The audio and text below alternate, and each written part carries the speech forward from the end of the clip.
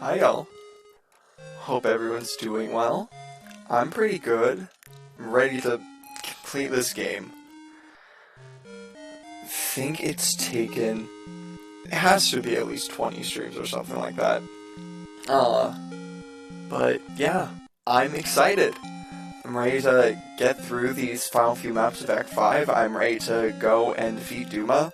I'm really ready to finally hear the full thing of Twilight of the Gods for this game. Twilight of the Gods, you hear it from time to time throughout this game, mainly for the final boss of each act, usually. You heard it for Rudolph, for example. Like, part of it was just the Twilight of the Gods song playing. That is the final map theme of this game, and its remaster in Echoes has to be one of my favorite Fire Emblem songs. It's so good. So, anyways, obviously last time we got through the rest of Act 4 with Alm's group. We have everyone trained up to their 3rd tier promotions, other than our female mages, because that's gonna take too long, and I don't feel like doing that. And now, we enter Act 5. Hopefully it goes well. Let's get started. Now, the deal with Act 5 is that we are going over to Doma Tower, and we are not allowed to leave anymore. So, the game truly ends right now. There's no turning back. Selka's party is fighting. Katria lost 3 HP. And that's the other deal. Over time, throughout this act, you'll get that message that Selka's party is fighting, and slowly but surely, people in her party lose HP. So basically, you need to go quick before Selka's party, dies. The good news is that they are pretty trained up. I wonder what that is. They are pretty trained up, which will definitely help with their overall survivability. But yeah, as you can see, there they are. Selka!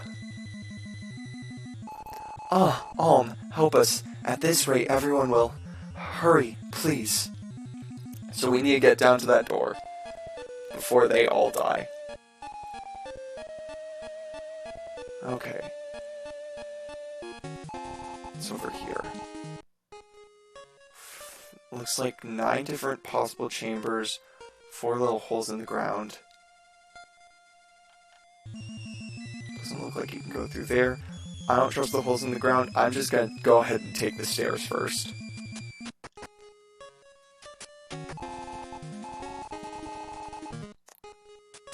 Okay. Shoot, they're still fighting.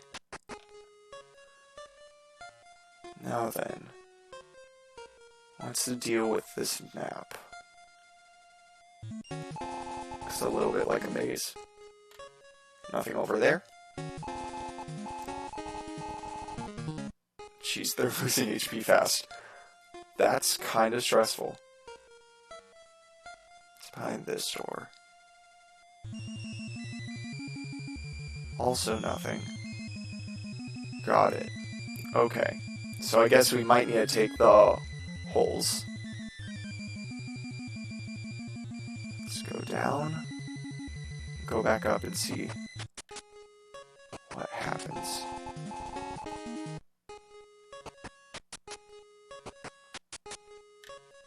Okay.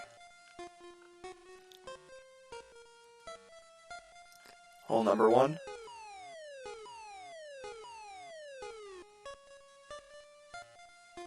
Okay, got it. That doesn't make that much sense to me, actually. No, it does. Okay, so we need to pick a specific hole to get to each floor that we see here.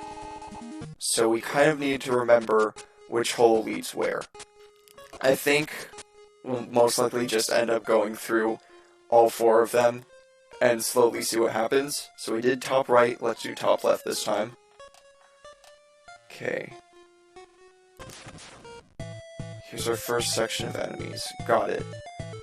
Couple of barons, couple of witches, dreadfighters, and a summoner. Go ahead, get everyone ready to go through this combat. We have Silk and Tita over here, They definitely can't survive against the Barons. They have decent enough defense, I guess they have okay speed. I'm still a bit worried about them overall. Let's start to bring everyone over just to help out a bit. It's probably mainly going to be Robin and Alm are gonna focus on killing off these Barons, while Cliff works to try and kill off the Summoner and the Witches that are over here. Okay, that should do quite a bit of damage. Hopefully next turn we'll be able to get the kill on him, since he's definitely going to start to summon some enemies, which might be a problem later on. Good, Cliff. Seek, come over here. Cliff is definitely able to survive against all those guys. I mean, if he takes any major damage, he can get healed up by Tita using Physic, which will help out. And he's able to double basically all of those enemies except for, I believe, the Dreadfighter. Which the Dreadfighter, both of the Dreadfighters won't be a big deal. They shouldn't be able to cross this wall, I don't think. So they'll have to cross through a different way, which will definitely take them a while. Yeah. Looks like they really aren't able to cross, which is good. That means we can have Cliff focus on taking out the Witches and this Summoner. The Summoner summoning Draco Knights, that's definitely not good. Though, yes, we've fought Draco Knights in the past, and obviously we have people strong enough to beat them. It's the amount of time that it would take to defeat them that is the problem. And we definitely can't waste time during these maps, just in case, because Celica's army is continuously fighting to stay alive. It's very easy to get rid of these Draco Knights. Cliff should be able to get both hits. Good. And this should take out the Summoner. Awesome. Love to see the crit. So now the Summoner's out. Despawn all of those Draco zombies, which is amazing. This will make the chapter a lot easier to deal with now. Hopefully Cliff can try and get some lucky hits on the Witches, but it looks like they most likely only have fire equipped, meaning that they aren't actually able to hit anyone. So instead they have to keep walking along with the Dreadfighters to actually make it to people. Recover, we don't need that right now. Get Seek and Matilda and Mycen ready to help attack, along with Alm and Robin. If needed, Silk and Tita will be able to take out some health on the Barons. We'll be okay.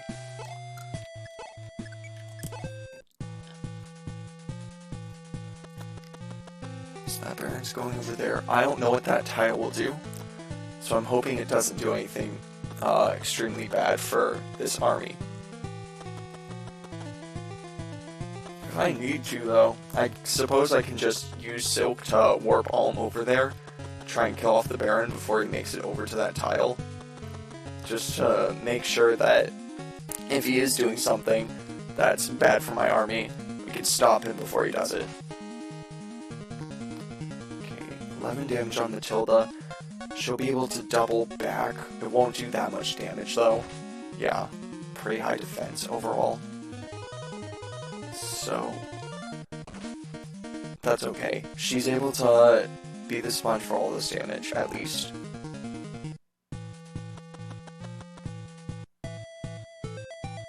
Okay.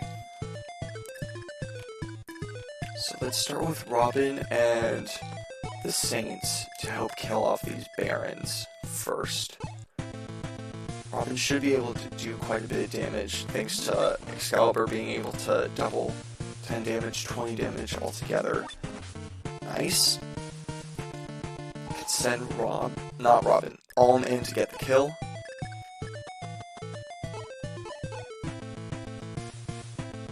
Then can use Silk and Tita along with our cavalry units to try and kill off the other Baron. Should be able to work pretty well. Good, Alm. 4 damage left, so these Barons definitely have Yeah, 20 defense, that is quite a bit. Foresight 22 power will be able to take out this first Baron. Thanks to his high amount of speed, he'll be able to double. Should be able to get the kill. Nice. Just need one more hit. You can do it, Forsyth.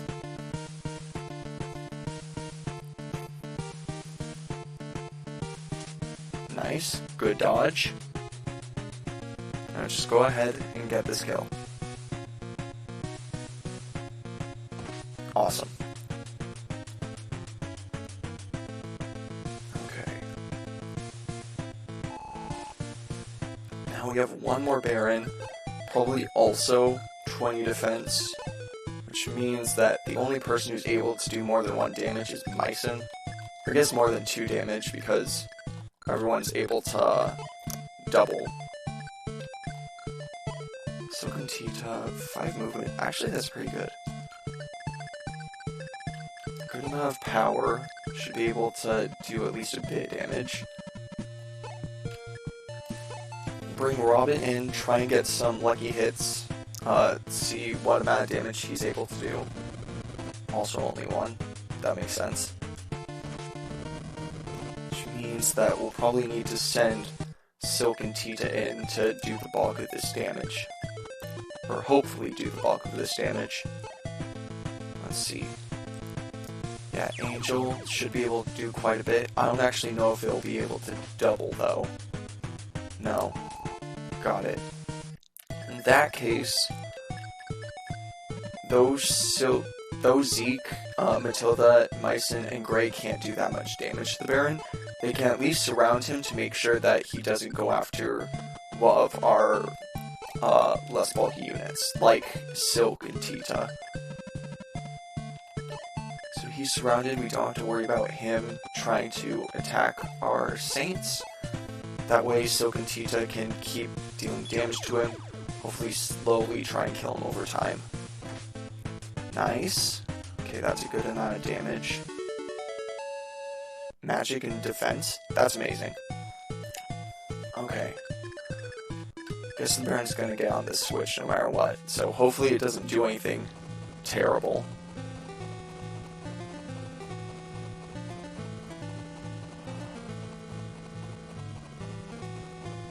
Oh!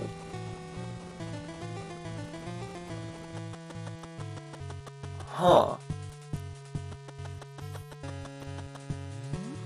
That's... Honestly, that's not terrible. Like, you'd think it would be a horrible thing to happen. I mean, we now have to deal with a bunch of swamp area that's a bit difficult to traverse through, and slowly does damage to our units over time. But also, I'd rather take that than have to take something a lot worse. For example, when it started to do the earthquake animation for a moment, I thought it was like the Act 4 Celica map, where she has to deal with earthquakes that basically just kill everyone. Or at least do such a substantial amount of damage that everyone is like at less than 10 HP and will slowly die to the witches that are all around them. So I'd say this is a good situation. It's better than I thought it would be for a moment.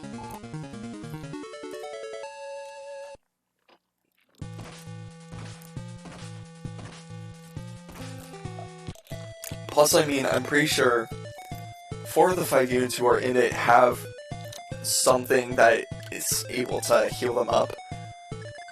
Cliff has the Holy Bow, Gray has the Holy Shield, Matilda has the Holy Lance, and Silk just has a skill to heal her up every player phase. Basically, she herself is a holy weapon, meaning the swamp isn't really a big deal for a lot of our units. And I mean, it separates us from the Barons and the Dread Fighters, who now have one of 2 options. They either have to wait there for our forces to go after them, which will be able to easily survive the swamp, or they themselves have to go through the swamp, which will slowly kill them over time. We don't have to worry about the mages too much. The witches don't do a substantial amount of damage, Or at least they aren't able to double a lot of our characters. Which means, I'd say this is actually a good thing for our side of the map. It's a terrible thing for them. Okay, Robin should be able to get this kill, and then we can get Silk and Matilda out of the swamps. So then we can figure out what exactly the enemy unit is going to try and do. Are they going to go through the swamps to try and attack us? Or are they just going to wait on the other side? Or is the Baron standing there? Does that make it so he'll keep summoning the swamp slowly over time?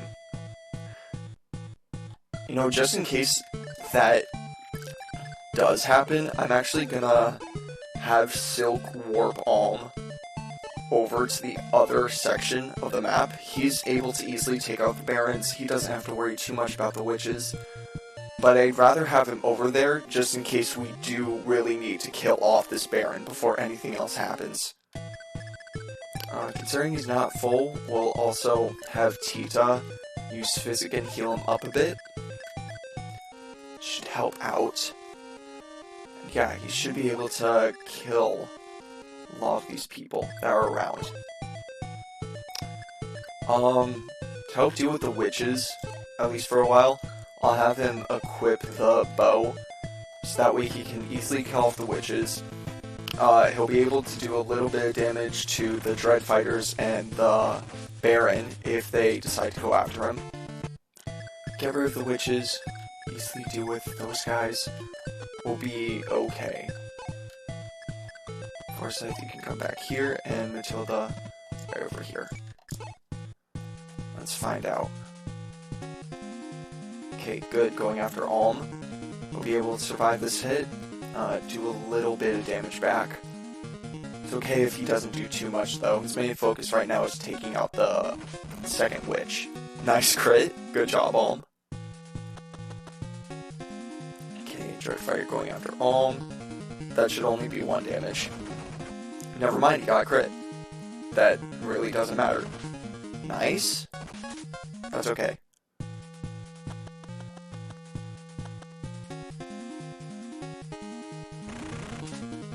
Good dodge. Dang it. And good. Okay, witch is close to dying.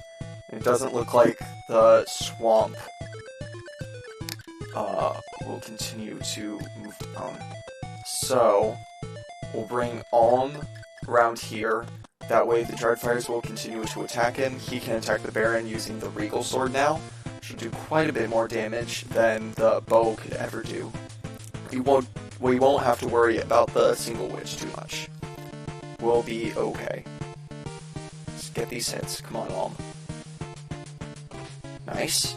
Okay. 18 damage a turn, 23 out of 49 left. Won't be a direct kill this coming turn, but we can get close at least. Meanwhile, considering the Dreadfire that's over here, I might as well have Cliff do a little bit of damage to him, just to help out while Alm slowly kills him. Never mind. That's okay. So, Tita, go ahead, Physic up Alm just to help him out a bit. Should be able to survive against the Dreadfires and the Baron, do a bit of damage back. And he might also be able to double the Dreadfires, actually. 20 speed, 18 speed. Awesome. He's able to double the Dreadfighters as well. That'll definitely help out. Okay. Take the damage, dodge. It doesn't really matter. Now, just get these hits. Oh? Nice. Good job, Alm. Now for the next one, took a bit of damage from the swamp, which is helpful. I don't fully know if it'll be a kill this turn. It could be a kill. I guess we'll see. Definitely is a kill. Okay, 19 damage to the Dreadfighters is pretty insane. Good job. And awesome, the witch went into the swamp. Meaning that we can use Cliff to get this kill, so that Alm can keep focusing on killing the Baron. Okay, just get this hit. Awesome job, Cliff. Okay, you didn't need to crit, but good for you for getting the crit. He keeps getting meaningless crits. And you know what? I love it. It's a lot of fun to watch, in my opinion. Okay, good Alm. I'm gonna guess that the Baron won't attack Alm during enemy phase, just because the AI will probably prioritize looking for healing, and because there isn't healing, he'd rather just wait instead of dying to Alm, which is okay. If that is the case, then we can just kill him easily during player phase.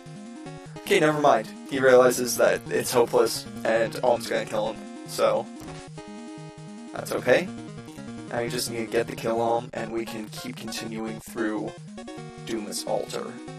Yeah, that's what it's called. I keep getting Duma's Tower and Duma's Altar confused with each other, because I keep thinking that it's basically the same thing, when it really isn't. Duma's Altar is the underground beneath Rigel Castle and the Duma Temple, and the Duma Tower, while the Duma Tower is a tower. Okay, so that one led all the way down, which we don't want. But it also looked like it was about 4 floors or something like that. Probably need to look at the pattern again. But we'll see. Let's go ahead and go through one of the bottom ones this time. We'll do bottom left. Okay, that leads all the way down, meaning that it's just top left and bottom right that lead to other sections of these floors. Meaning that we'll need to use the other side, the right side, to get to the 2 inaccessible floors. Which we'll try and figure out. That's less 2 HP, that's okay. We'll see about bottom right and then figure out. Okay, so it seems to be the 2nd, or the 3rd and 5th floors, I believe, are the ones that we don't get full access to just yet. Shoot moguls, or Biggles. 16 power, 10 defense, 18 speed. 10 defense, 32 HP. Alm should be able to one round them.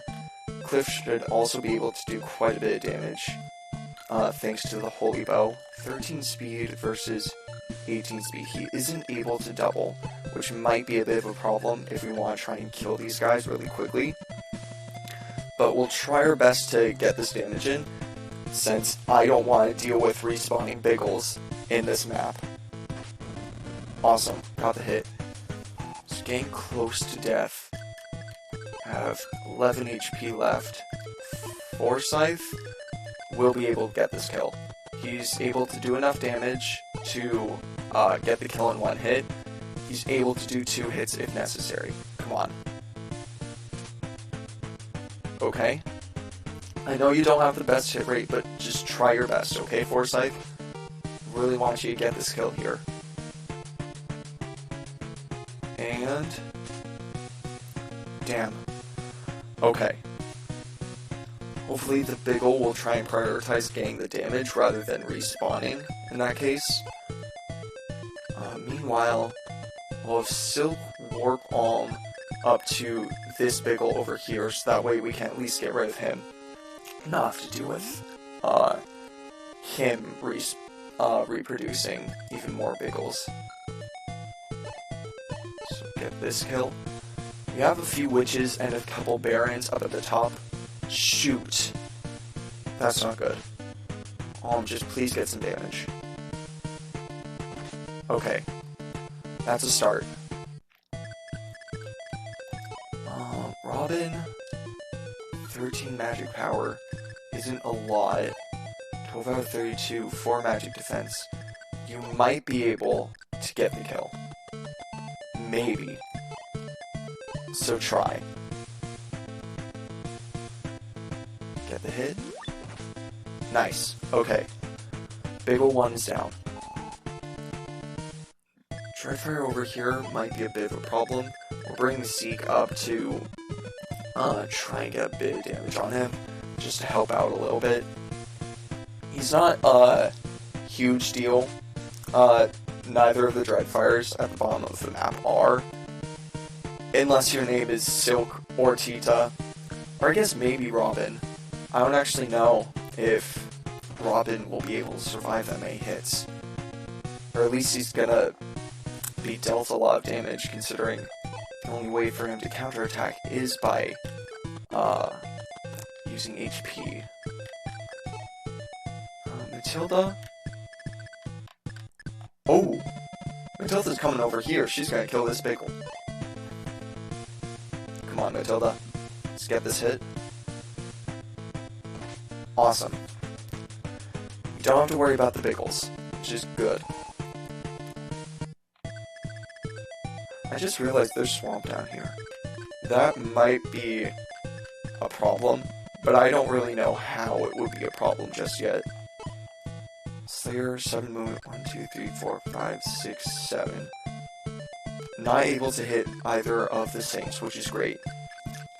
This Dreadfire over here might be able to, which is why I'm using Mycin and Gray to surround those guys. Barons aren't a huge issue, the Witches aren't a huge issue. Let's see. Okay. Probably going after Forsyth. Or... oh! Okay. Yeah, hit Matilda. It's not gonna do that much damage. These other guys be okay. Okay, Cliff will be able to survive these 2 hits. Hopefully he can do a little bit of damage back. Awesome! I love the dodge. Come on. Awesome. 10 damage is pretty good. Only 3 damage? Great. It's not too much. Who's next? Going after Robin? That might be a problem. Okay, Robin will be able to survive this at least. And then we can probably just use Tita to fizz him up and kill off the Slayer using... oh! Nice dodge. Great job, Robin. Okay. Now, this Dreadfire down here is gonna be a problem. I'll bring Forsyth down. Hopefully he can get hit or 2, do some damage. Come on. Nice. Okay. Dodge, don't dodge, doesn't matter. Just try your best to get this second hit. Okay, Forsyth. Come on. Dang it. Okay. We'll figure something out. You can't get healed at all, which is very good. Don't really have anyone who's able to double. We have people who can do a bit of damage. So, I'm gonna send Mycin over here to try and get a lucky hit. Does about as much damage as Forsyth, so... come on. Awesome. 4 HP left. I think I'm gonna send Cliff up, nice dodge, to deal with the Witches a bit. He should be able to kill them in 1 round using the Holy Bow. And I guess we can bring Matilda over to try and get this kill on the Dreadfighter. So Cliff, come over here. The other witch should go ahead and target you. Kill this one. Come on. Nice. That's okay. Let's get this hit. Awesome. Good job. Who's next? Matilda, 21 power. That's enough to kill off this Dreadfighter. Just get this hit. I believe in you, Matilda. Come on. Awesome. Great job. Don't have to worry about that guy anymore. So, 2 witches and Dreadfire over here. Barons still aren't a big deal. We'll bring Gray up to kill this first witch. He should be able to kill her very, very easily. Thanks to his high amount of resistance, pretty decent attack. Oh, that's definitely not a kill. Never mind. that case... Oh, she dodged. We can bring Zeke up to get the kill. He can do a lot of damage. First, Alm's gonna need to kill off this Slayer. Good. Come on. Okay, another 3 damage crit. It's not a huge deal. Awesome. Good job, Alm. Then... Zeke... Yeah. Zeke's gonna come up here, kill this witch. The second witch and one of the barons are most likely going to attack Zeke, but he'll be able to tank those hits. He's definitely strong enough too. Nice dodge. Try and get this final hit. Awesome. So, 2 of the 4 witches down. The other 2, this witch should die during player phase while going after Cliff, and the second witch will most likely try and hit Zeke. Won't work, and then she'll die during player phase. Bring Silk and Tita up. They don't have to worry about the Barons or the Dread Fighters. When Dread Fighters are gone, Barons don't have enough movement range to actually reach them. And the witches don't do, like, any damage at all to them. Okay, so that's the deal with the swamp. It's gonna slowly come up over time. That's actually not a big deal. I mean, the rest of these enemies are gonna be easy to take out. We don't have to worry about retreating back down, so it's all good. Nice.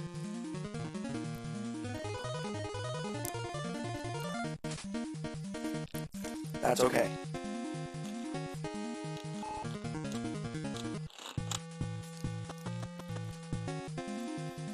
Okay, Cliff gets this kill.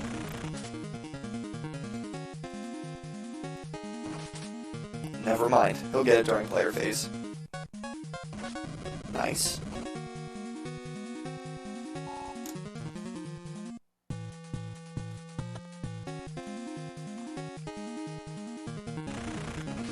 That's okay.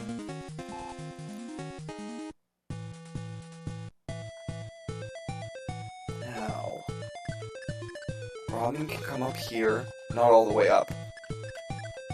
Like right here. Never mind, he's not able to hit. Okay, he's going up here. Alm will just come over and protect him, and he can do a bit of damage to this Baron. Just to help out. Nice. Get the second hit. Come on, Robin. Nice. Okay, next. Alm, come up here. You aren't able to reach the witch. That's okay, though. Then... Zeke's gonna go ahead and kill this witch. He has the best chance of doing it. Come on. Nice. Dodge. No dodge. Okay. Then we can go ahead and have Tita use Physic and heal him up to help out. Gray doesn't need to do anything. I'll just use him to help block the Baron from Tita and Silk. Tita, Physic, Zeke. Awesome. Now, Cliff can go ahead and get this kill very, very easily. Just get this hit. Nice.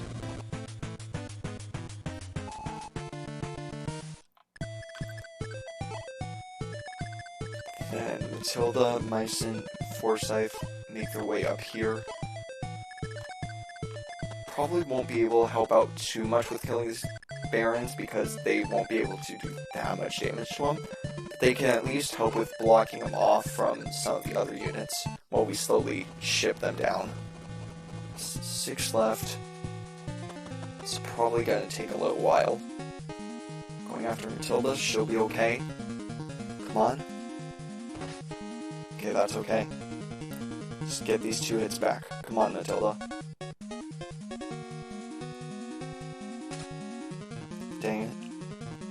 least one hit, please.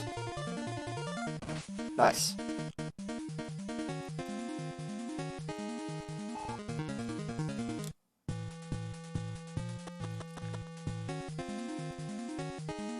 Okay, probably won't be able to kill this Baron, but he'll at least be able to do enough damage that Robin, Silk, or Cheetah could get the kill. Oh! Never mind! Awesome crit. Great job, Alm. This one going after Gray. He'll probably be the next one we'll take down.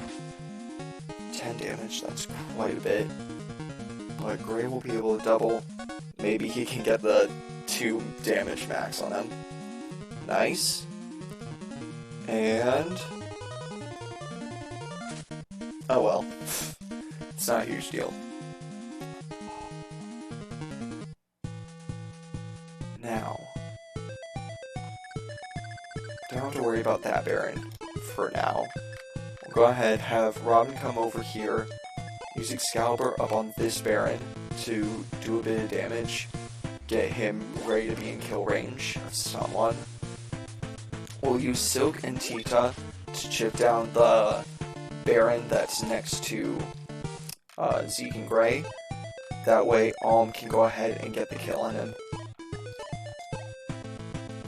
We could use Gray and Zeke then to block off the Baron that's most likely... oh! Nice job, Silk! Amazing crit. And speed +2, that's definitely helpful. So, never mind. Silk and Tita should be able to get this kill. Then we can use Alm to protect the Robin from the Baron that's most likely gonna go after him. 100 XP. Nice. Defense +1. Amazing.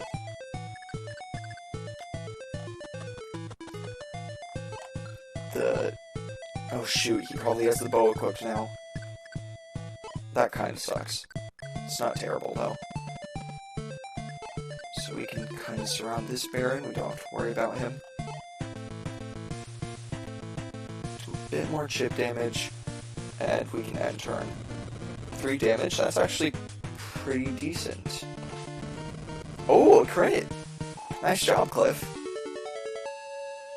More skill and HP. That's nice. Swamp still isn't a very big deal. We'll get through it. Dodge. Awesome. Great job, Matilda. Now get these hits.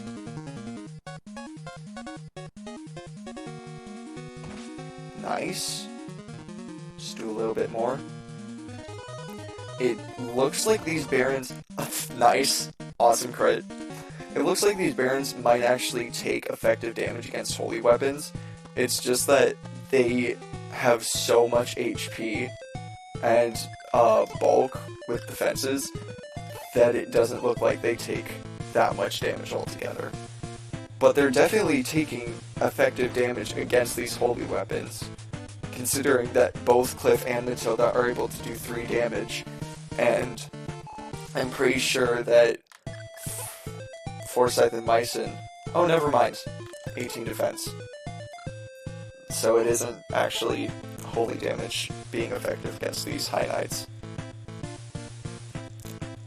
Oh well. Nice. Puts him in kill range of Forsyth, Mycen, and Matilda. So, if 2 of them miss, we always have a 3rd person to get the hit. So, hopefully we don't need to get to that amount of people. Come on, Forsyth. Awesome. Now, 3 Barons left. One of them is currently on healing tile, which isn't a huge deal. We could just send Robin... yeah. I'll just send Robin over. He should be able to get this kill, or at least get close, and we can send someone like Zeke or Gray in. Come on, Robin. Nice. Yeah, that should be a kill. Nice crit. Great job. Now, 2 Barons left. Alm can come over here, distract the 2 Barons so that they go after him. And then we have Robin, Silk, and Tita, who can all do pretty good amount of damage. He does have the bow equipped. I'm okay with that. I mean, he's doing a little bit more damage than usual to these guys because they only have 18 defense rather than 20. Oh, dang it. He missed both attacks. Robin should be able to survive this hit. Awesome. Love to see the dodge. Now just get your hits of fire back on him. Good. Second one, come on. Nice.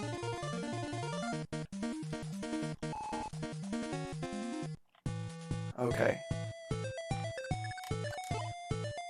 Silk, come up here over to this Baron. She's gonna use Angel. She might actually be able to double now because of the +2 of speed. If she's able to do that, that would be awesome.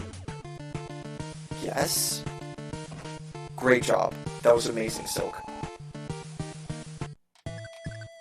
Then... oh yeah, we can actually get the kill with Tita. Get her a bit more experience, and hopefully she'll get closer to the Fortify spell. Because that would be super helpful if she can get that before the final map. Just to help out with healing up Celica's army, considering how much damage they're taking. Yes! Okay. That was my one worry, I believe, for the final map of this game, was knowing that Celica's army will slowly take damage during Act 5 while Alm is doing all of this stuff. I was worried that they would lose so much HP to the point where they wouldn't actually be able to do that much, and they would basically just die. But they're gonna be okay now. This is amazing. Okay. Robin can get this kill with Excalibur. If Robin isn't able to, we have Zeke and Clay. Zeke and Gray, who can do a bit. Doesn't matter though. Great job, Robin. Let's keep going through this map. That's okay. So door right there. That's pretty interesting. Then over here. Definitely gotta be going through that door. Yep. Let's see what's behind here. Treasury. Only Regel royalty beyond this point. Oh! I know what we get here. Celica.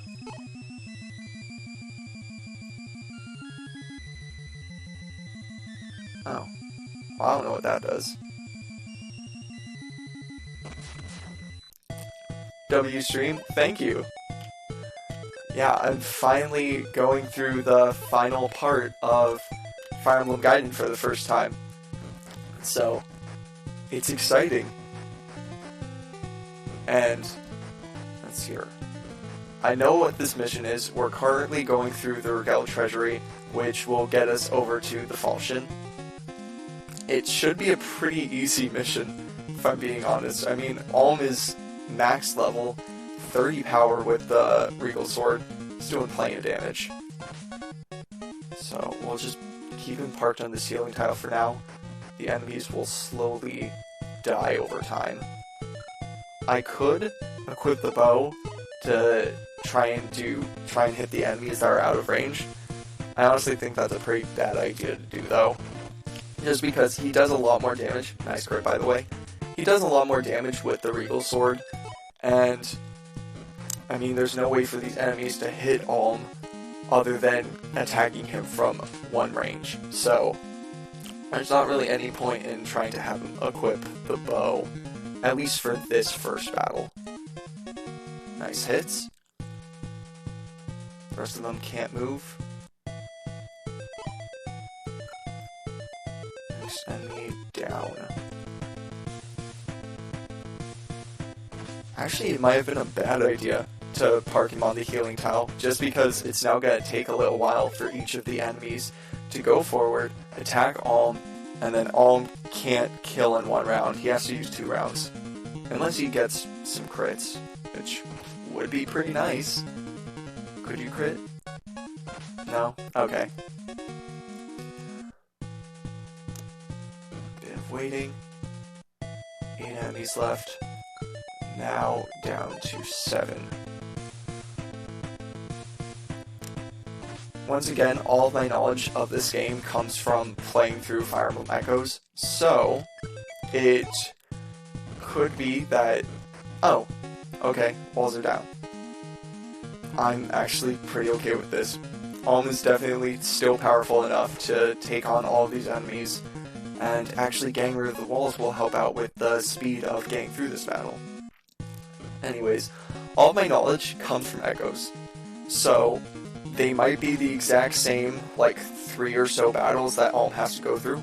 Awesome crit, love to see it. That he has to go through in that game. Or they could be a bit different. I really only know that the big difference between getting the Falchion in Gaiden and getting the Falchion in Echoes is that Possessed Celica isn't in this game. She's an exclusive to Echoes, which does go into, you know, overall story changes from Gaiden to Echoes, which I personally believe are mostly positives. Another crit, awesome Alm. I think a lot of the story changes that occurred going from Gaiden over to Echoes definitely helped out the overall game experience, in my opinion. The new content that was added didn't really take anything away from the original story of Gaiden, and really just helped to flesh it out a little bit more. If there was one big problem with the story in Echoes versus the story in Gaiden, I would probably say that it's just not really getting that much of a reason for Celica to become a witch in that game. And that's really it. And that really also just comes from personal feelings about Echoes as an overall game. I don't know, I feel like her fully sacrificing her soul to Duma in that game doesn't fully work. And they could have changed it up a little bit just to help that sacrifice have a bit more meaning towards it. Because in the end, it's really just taking the premise that was already there in Gaiden, where Celica goes down and is tortured by Jeddah in order to free Alm from getting tortured by getting attacked by a bunch of Draco Knights, and just changes it up a bit. Awesome. Another crit, love to see it, Alm. So I think it was a good idea to do. I just kind of wish that the story reflected her decision-making process a bit more, like in a bit of a better way, I guess. It's still not terrible. I think it's definitely not the worst point of writing in Fire Emblem. Absolutely not. But I'd say that the destination wasn't fully there. I mean, the journey wasn't fully there to get to the destination. But that is probably like one of 2 story moments that I really feel doesn't fully work in Echoes. Because other than that, I think that Echoes really just does a great job overall. Okay, a bunch of gargoyles. Alm should be fast enough to take them out. Once again, we really don't have to worry about him using the bow. I don't know what that is, but it's probably not a big deal. Oh, they're death royals. Oh well, they're still only doing 1 damage to him. And I believe he should be able to double. I mean, 20 speed is a pretty huge amount compared to a lot of the enemies in this game. I mean, what? I think the only enemy that has actually been able to double Alm. Nice, love to see the crit. The only enemy that I believe has been able to double Alm was Rudolph, who doesn't attack Alm. So, yeah, he'll be okay. Then we'll get the Falchion, meaning that we can defeat the final boss. Except I don't fully know how to access the final boss.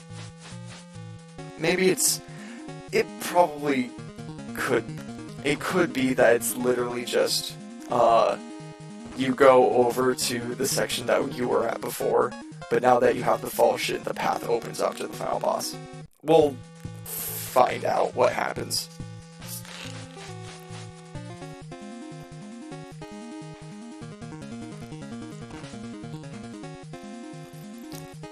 Okay.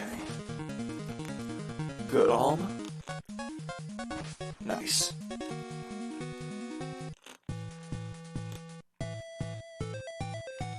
I will say though, now that we're currently at the point of time where we're getting the falchion, I want to talk about the difference between getting the falchion in FE1 versus FE2.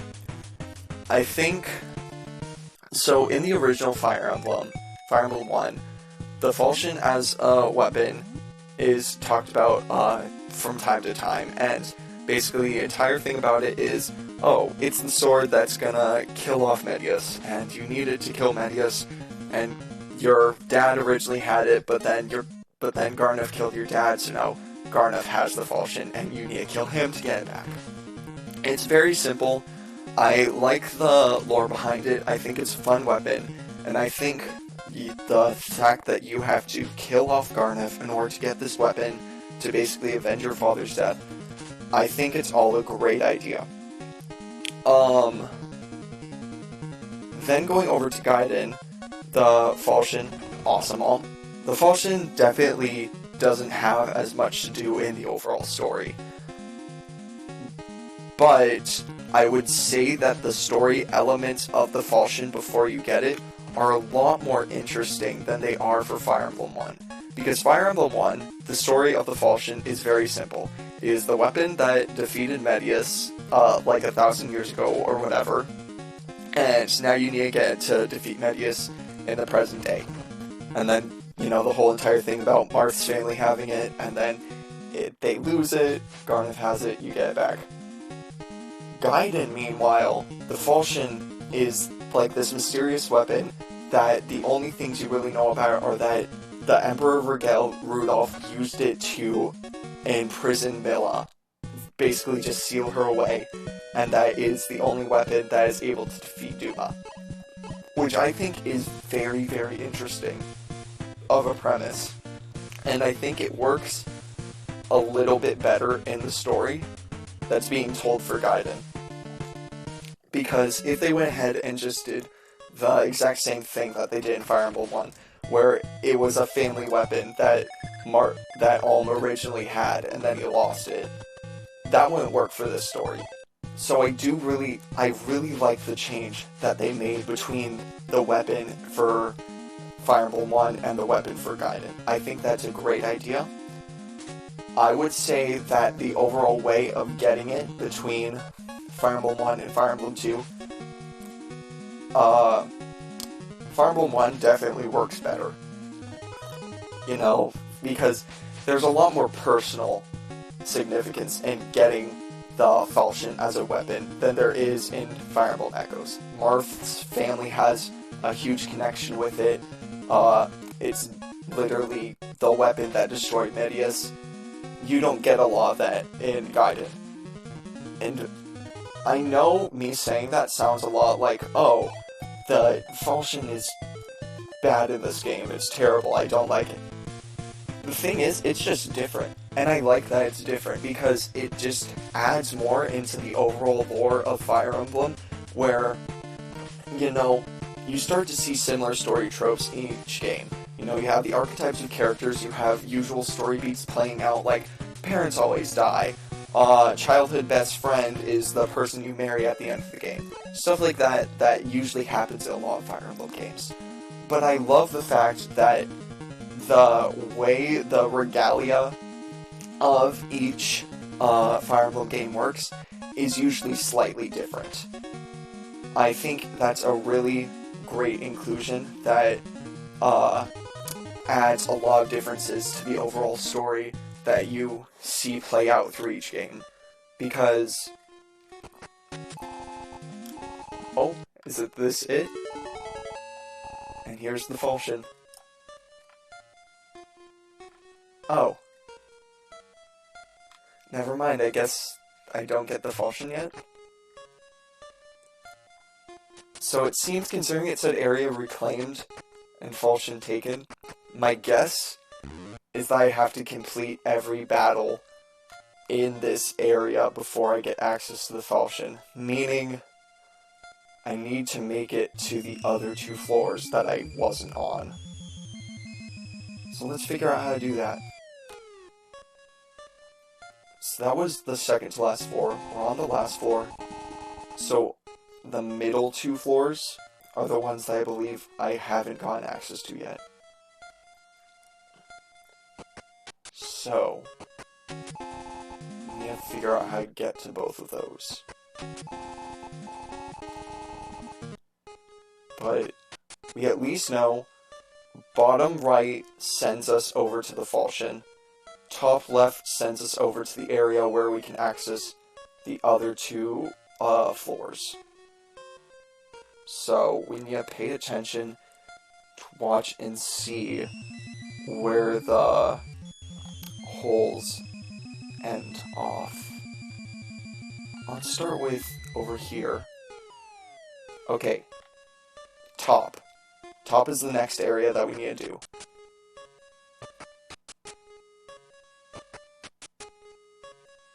Oh! Okay, that's good to know as well, I guess. So, bottom right area sends us over to the final boss. So we need to go back up, go through the top left, go through the top area,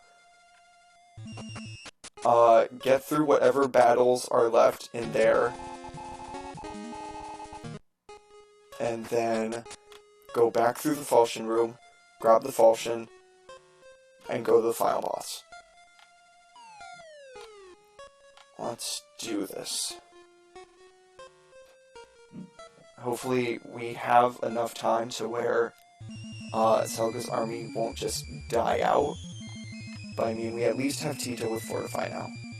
Okay. So top. Okay, here we go. Here's the battle. So Dread Fighters, we have the big ol' over up there.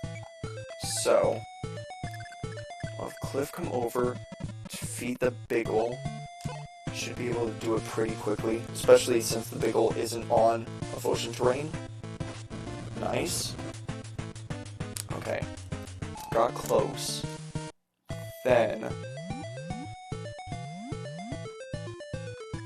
okay. It's only one Dread Fighter. Send Robin up, have him use Excalibur. Should be able to kill the big ol'. Come on, Robin. Awesome.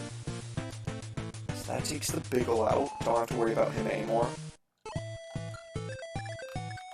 Dreadfire over here would be an issue if it weren't for the fact that we had Forsyth and I believe this is Matilda. Yeah, if we didn't have Forsyth and Matilda over here to help kill off these guys.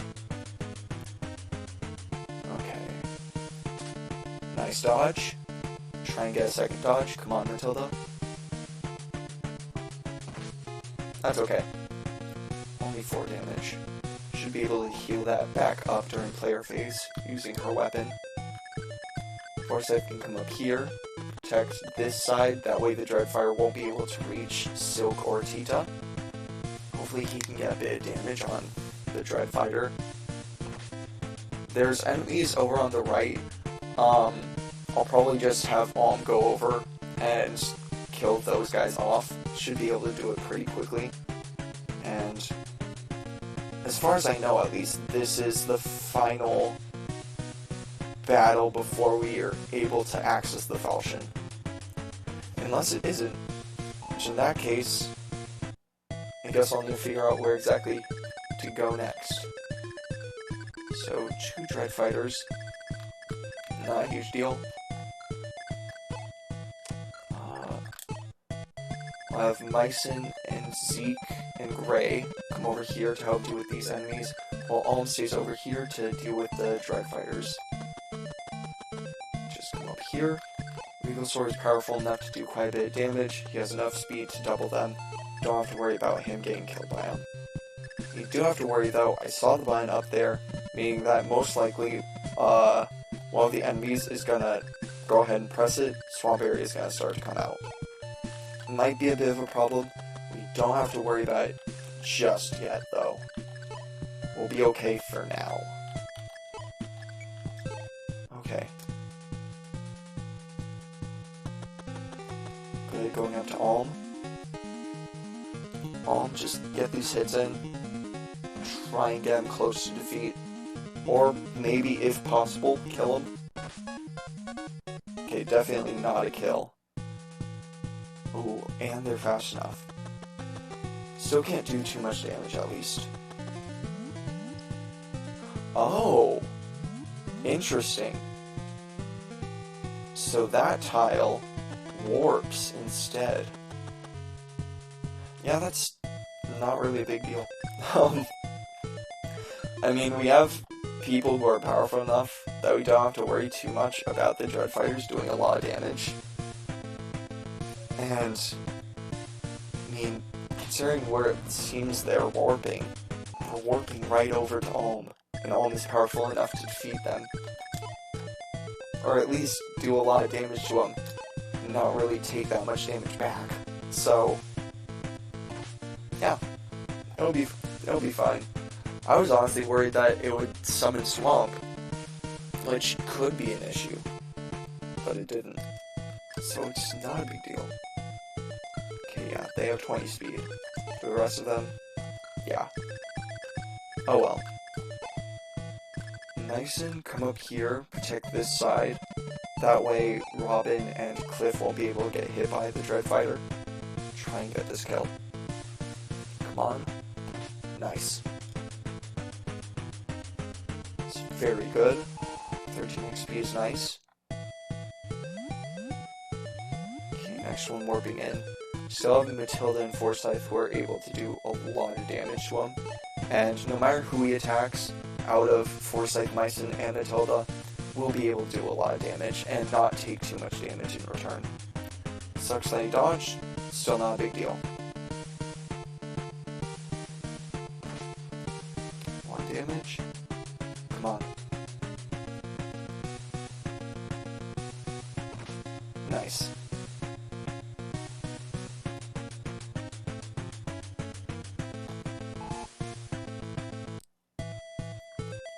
Okay.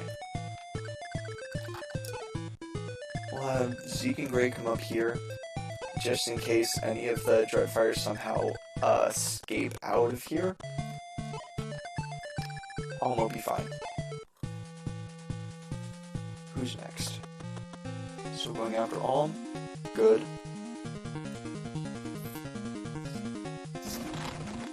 Nice crit. Good for you, random Dreadfighter.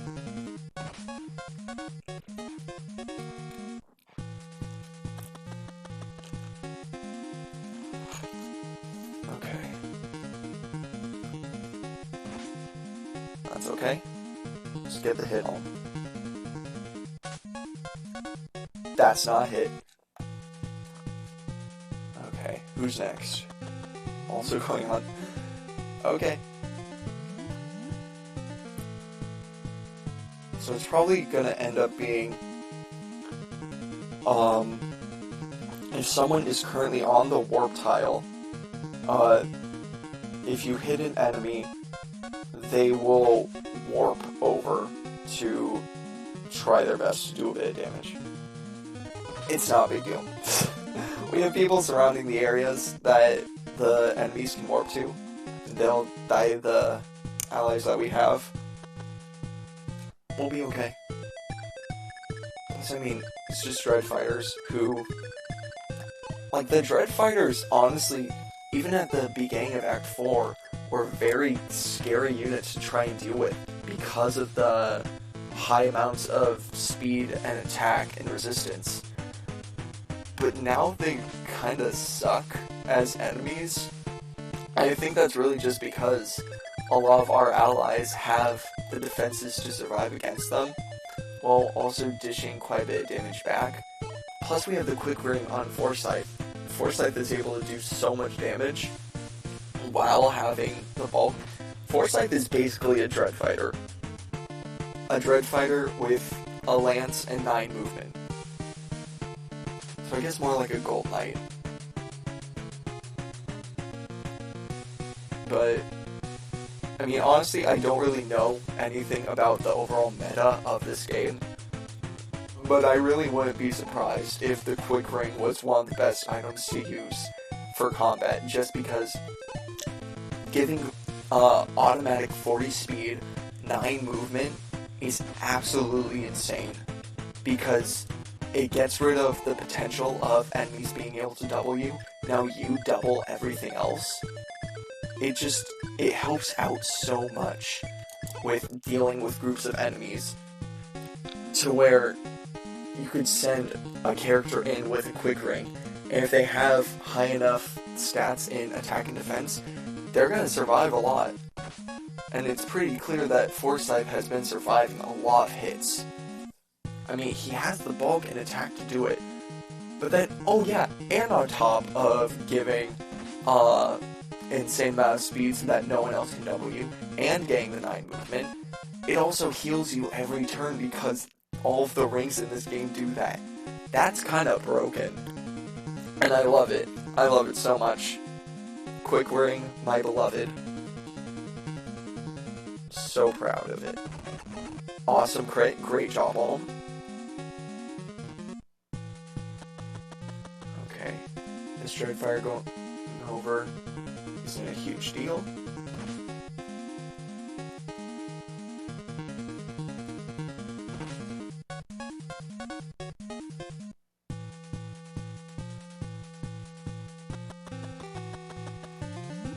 Okay, Dreadfire still warping over. Over to that tile. Okay then.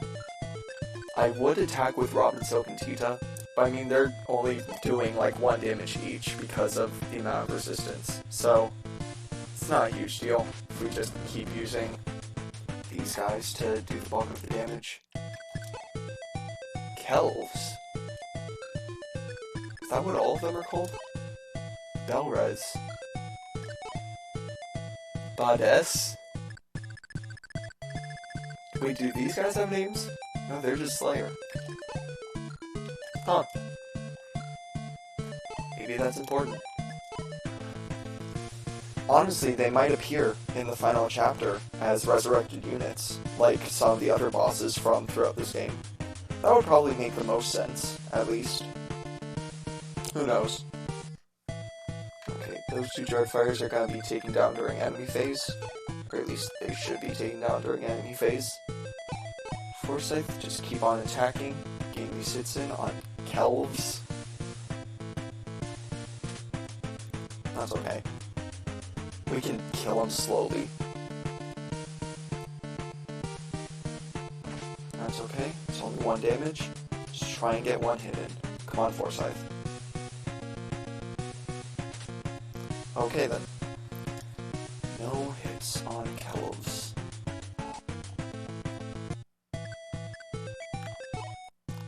Wait. The other Dreadfighter that I guess is related to Kelvs or something is probably gonna warp over to Alm's area. Should be able to die pretty quickly from him. Come on, Matilda. Awesome. I love to see the crit. So good. And that's okay. It's only 6 damage. I do wonder, though, if the named Dreadfighters have more speed. Because if that's the case, then Alm will be getting doubled. So, they do. That's not a huge deal, actually. I mean, like, yeah, Alm's getting doubled by them, but what? That's going from a possible 1 damage taken to a possible 2 damage taken. It's not a very big difference.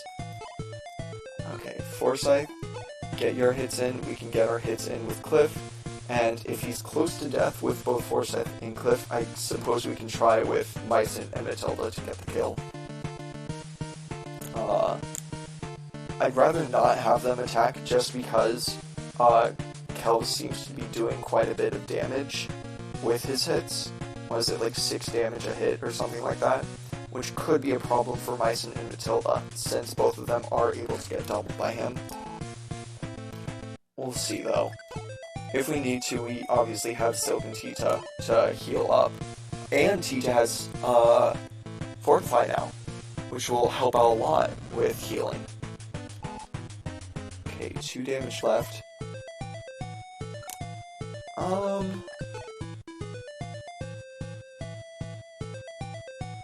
No. we'll just try and get the kill with Mycen and Matilda. For a moment, a thought crossed in my mind where it was just like, maybe I should try and get the kill with the mages for fun. But nah, we won't try that. Okay. Next Dreadfire coming down here. Matilda 39 out of 40. She'll be able to survive these hits. Now for these two. Okay, path opened up. Oh, Badass has a whole entire boss theme. Doesn't really matter, he's gonna die. Nice, Mycen. Okay. Only 4 damage.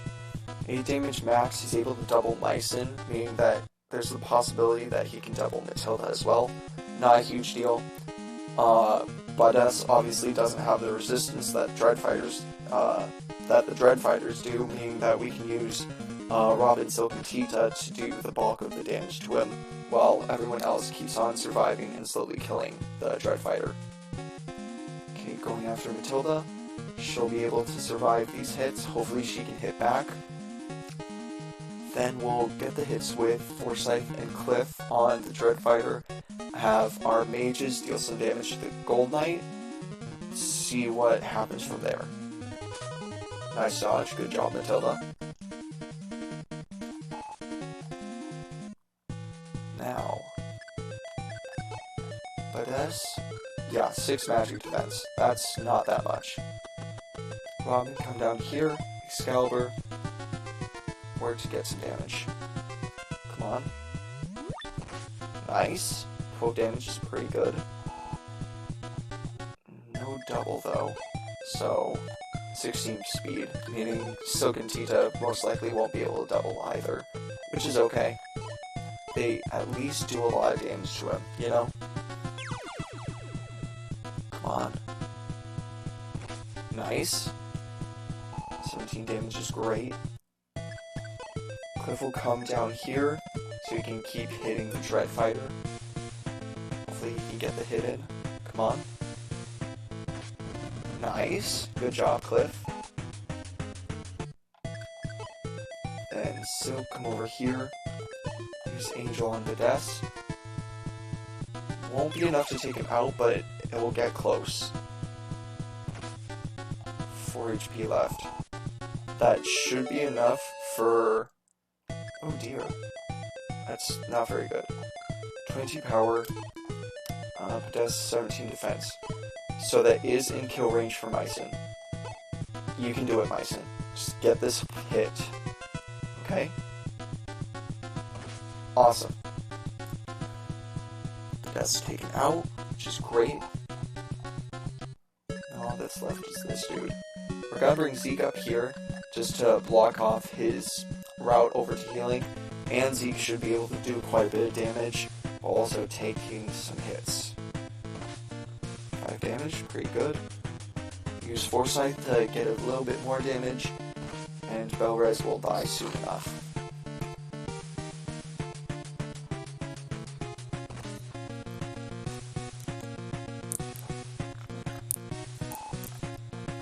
Okay. Now Forsyth, get your hits in.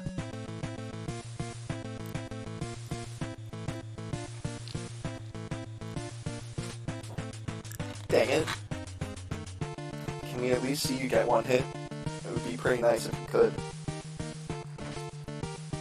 1 damage, that's okay. Come on, Forsyth. Nice. 8 damage is pretty good. I believe he has half a health bar left. Yeah. A bit more than a bit less than half left, I guess.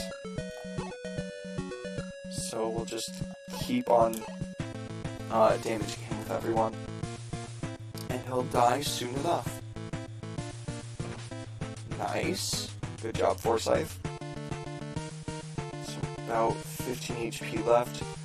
Forsyth hopefully gets this hit. Then we can use Cliff, Mycen, Matilda, Silk, Tita, and Robin to...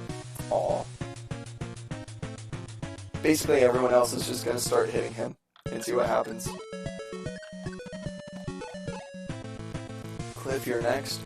Might as well just go ahead and send my mages in for fun. They don't have to worry about trying to attack other enemies now. So, you know, they can have their fun. Robin, Excalibur, and Tita and Silk can both use Angel. We'll probably only do... Oh, no! Okay, 3 damage. I guess this dude...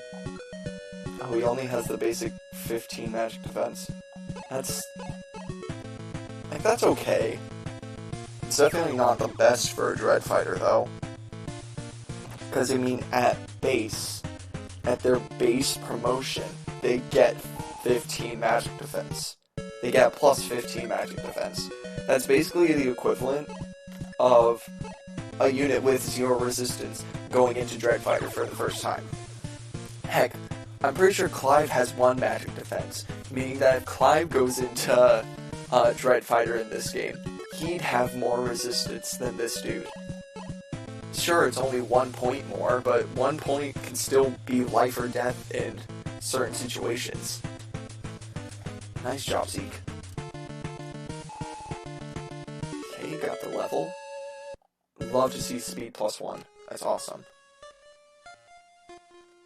Okay. Anything down here? Nope. Nothing up. Just the 4 things. So, I'm hoping that that was the last battle that we had to go through. I mean, as far as I know, it was the last one.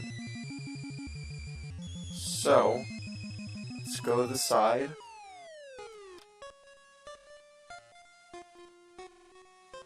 And let's go back down.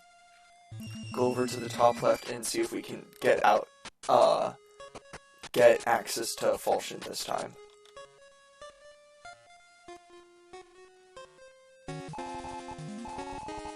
If we're not able to, then I guess I need to figure out some other method to getting access to it. Wait, Falchion isn't top left, it's bottom right. Whoops. There we go. Anything down here? Nope. Just want to check just in case. Oh, Calmly lost HP this time. I don't think I've seen him lose HP yet. Okay. Go up here. And...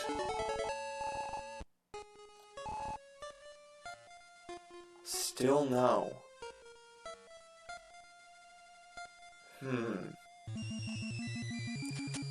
So there has to be some reason behind why I can't get Falchion.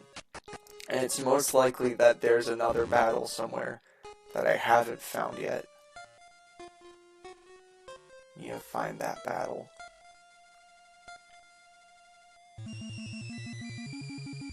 Okay.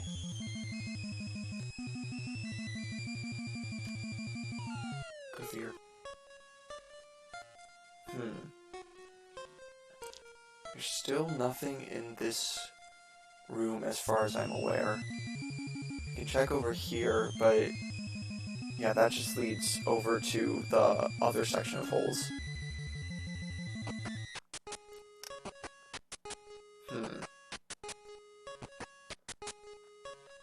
It didn't seem to be... Oh! Oh, okay. So I guess there is stuff in here?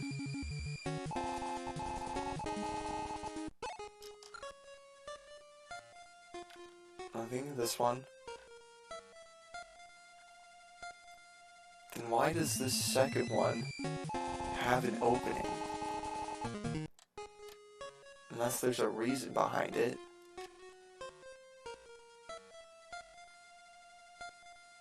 Huh?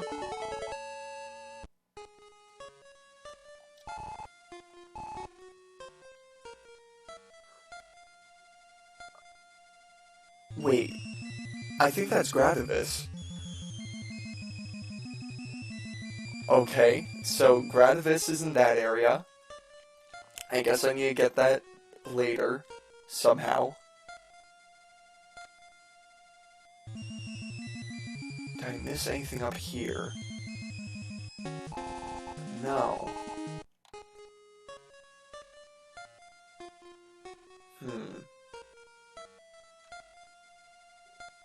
No, I shouldn't go through that door yet without accessing Falchion.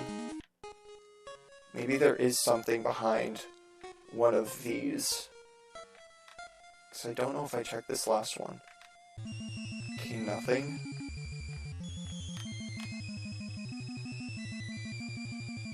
Let's go back through here. Check the other section of those things. We defeated the enemies that were around Ulm. I believe this is... okay. Know that bottom...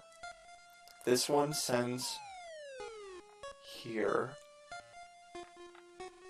Which leads us over to the final battle.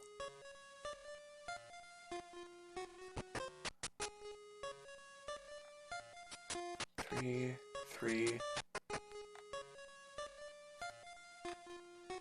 Is there something in one of these corners? No. So I have to be missing something if it keeps stating area reclaimed. I might just end up looking it up, because I don't know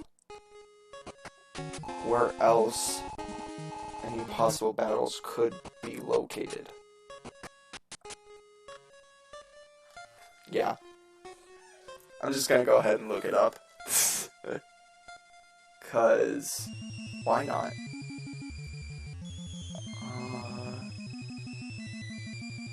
Duma altar.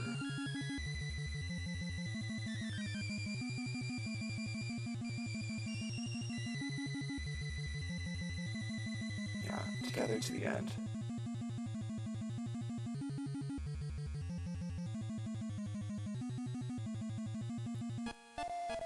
So...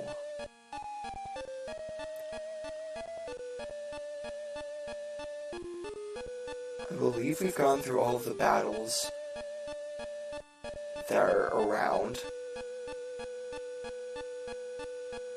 So we shouldn't have to worry about those anymore. There has to be something that we're missing somewhere.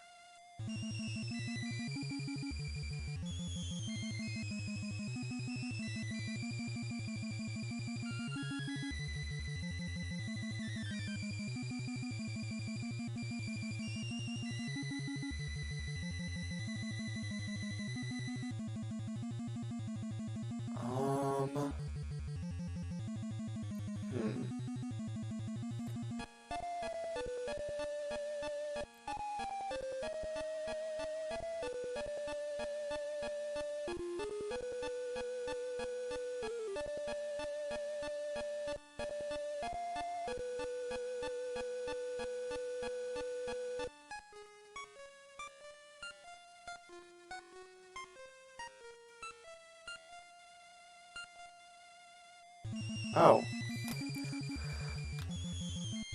If this is the solution, I'm gonna say this is probably one of the dumbest things I've seen in this game. Apparently, I just have to free up space for people. So, if that is the case, Where's Zeke? I don't need Zeke holding the leather shield anymore. I want him to go ahead and have Gradivis. Well, that worked. Okay. So, I don't know if Gradivis is the best weapon for Zeke to have. It's probably better used for someone else. But I mean, insane amount of stat boosts it gives. I mean, I really like it on him, though. Just because, you know, story reasons. Obviously, Zeke is actually Camus. So I think it's really cool to just have him use the Gradivis. Okay. Bottom right leads over to the falchion. So we'll go and grab the falchion. And we'll go and start the final battle. Up here. Alm no longer needs the royal sword. We'll go and get falchion. Item. Store the royal sword. And now we have falchion. 33 power, 24 skill, 20 speed. Pretty good. Okay. Let's go fight Duma. Are y'all ready? I don't know if I'm ready. I'm probably ready. I feel like everyone is at a pretty good level.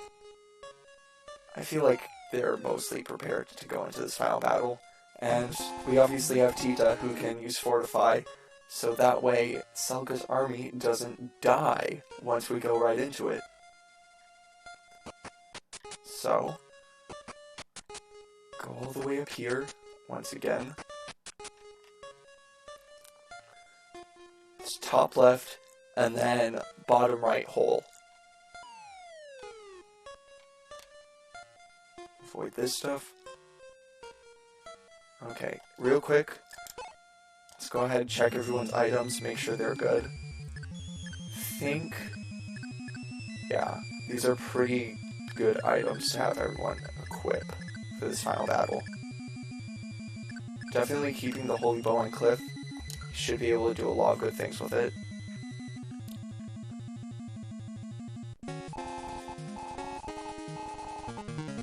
Okay. And now, go in this corner.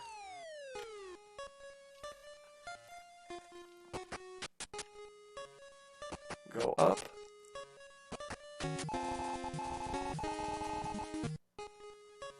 And we're at the door. So,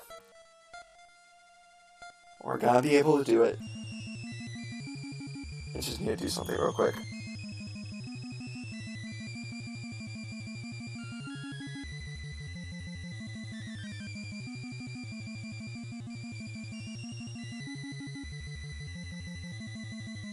Okay. Let's do this.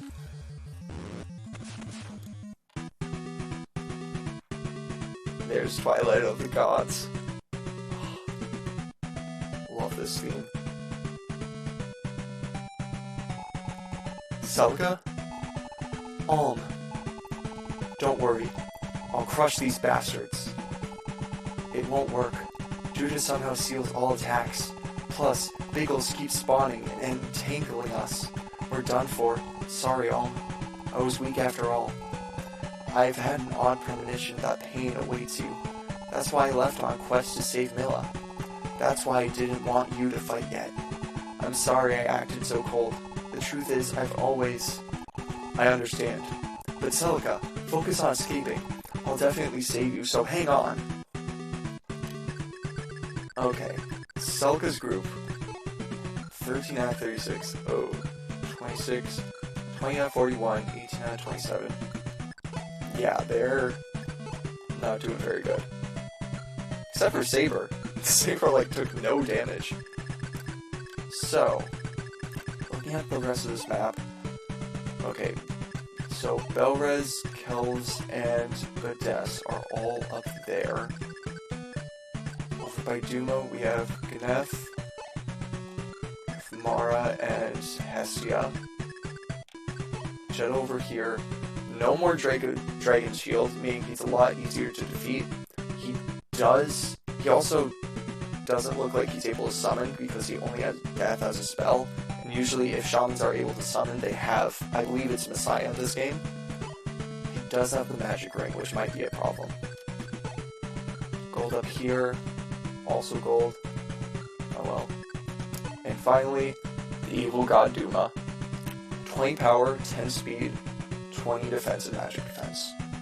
So, it's quite a bit of power.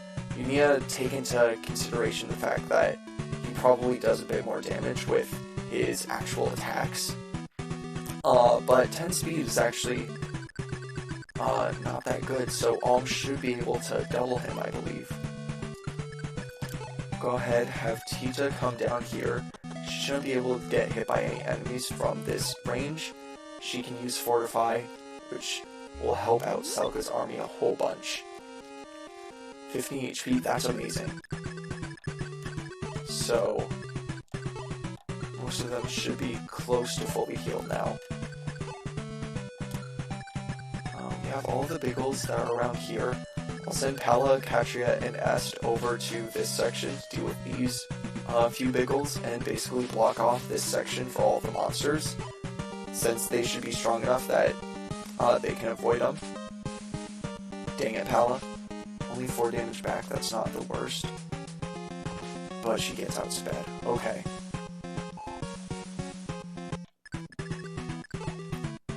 S definitely can do a lot of damage, especially thanks to the Silver Lance. Just get the hit. Awesome. One round them. That's great. And Katria will come over on this side. They'll be able to block off that section. I think the main one that we'll have to worry about is probably Pala, just because she has the least amount of bulk of the 3 Pegasus Knights. But it seems that all 3 of them are able to get doubled by the Biggles, which sucks, but oh well. As for this Biggle, we'll have Selka come over here. She has the magic ring equipped. Or actually, she doesn't need to go all the way down there. She might be able to hit that Biggle. Yeah. So hopefully she can get this hit in, and we can kill off this Biggle quick with, yeah, our Dread Fighters should be able to take that guy out now. Speed +1. Ooh, and Ragnarok. Ragnarok does a lot of damage, but I'm pretty sure it's at the cost of about 5 HP. So, we might save that for an enemy or two here or there. At least to show it off, because I'm gonna guess it has a pretty cool animation, like it does in a lot of other games. Okay. And everyone else can slowly make their way up here. Huh. Oh, I guess you don't get access to Selka's full army for this, because I just realized May, Sonia, Valbar, and Leon aren't around here. Oh well. Who does Alm get? Okay, good. He gets the main 5 that I wanted. So for Alm's side, no Luca, Clive, Dute, or Yuto, which I am okay with. Where's Zeke? Here. Zeke with the Gratifice should be able to do a lot of damage to these enemies up here now. So I'll bring him over here to help to distract the enemies. Forsyth will come up as well. The 2 of them should be able to do quite a bit of damage and at least block several attacks.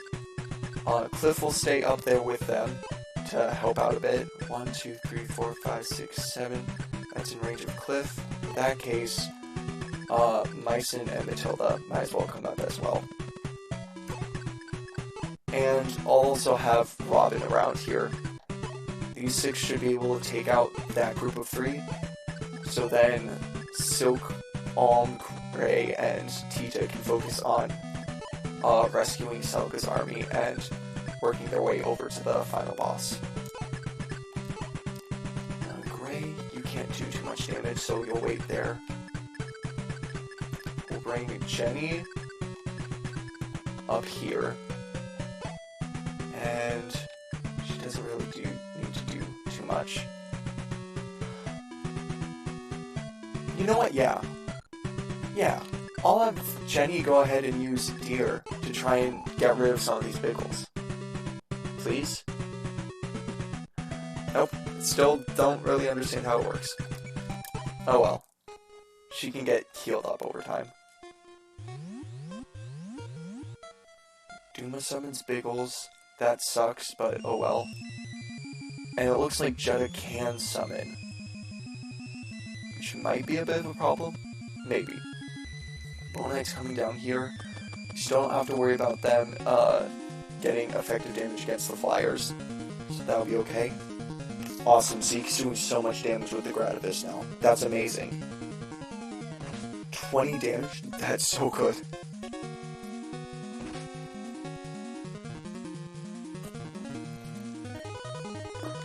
Okay. Who are you going after? Matilda. She'll be able to survive this hit. Hopefully she can do a little bit of damage back. 9 damage still. Okay.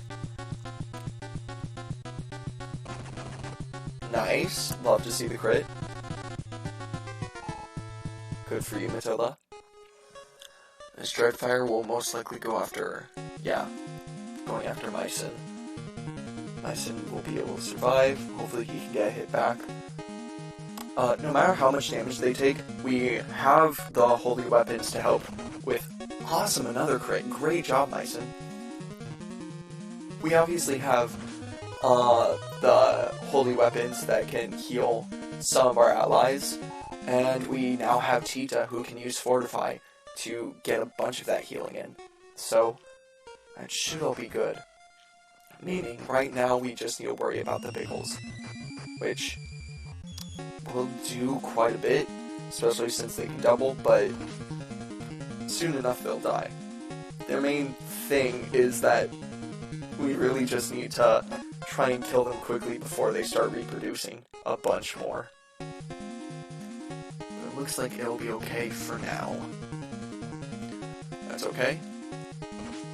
Nice job, Katria. Getting hit back. All good. Who's next? Another Biggle. Just survive this Biggle. Okay, Katria? Oh! He got in range of triangle attack. Awesome.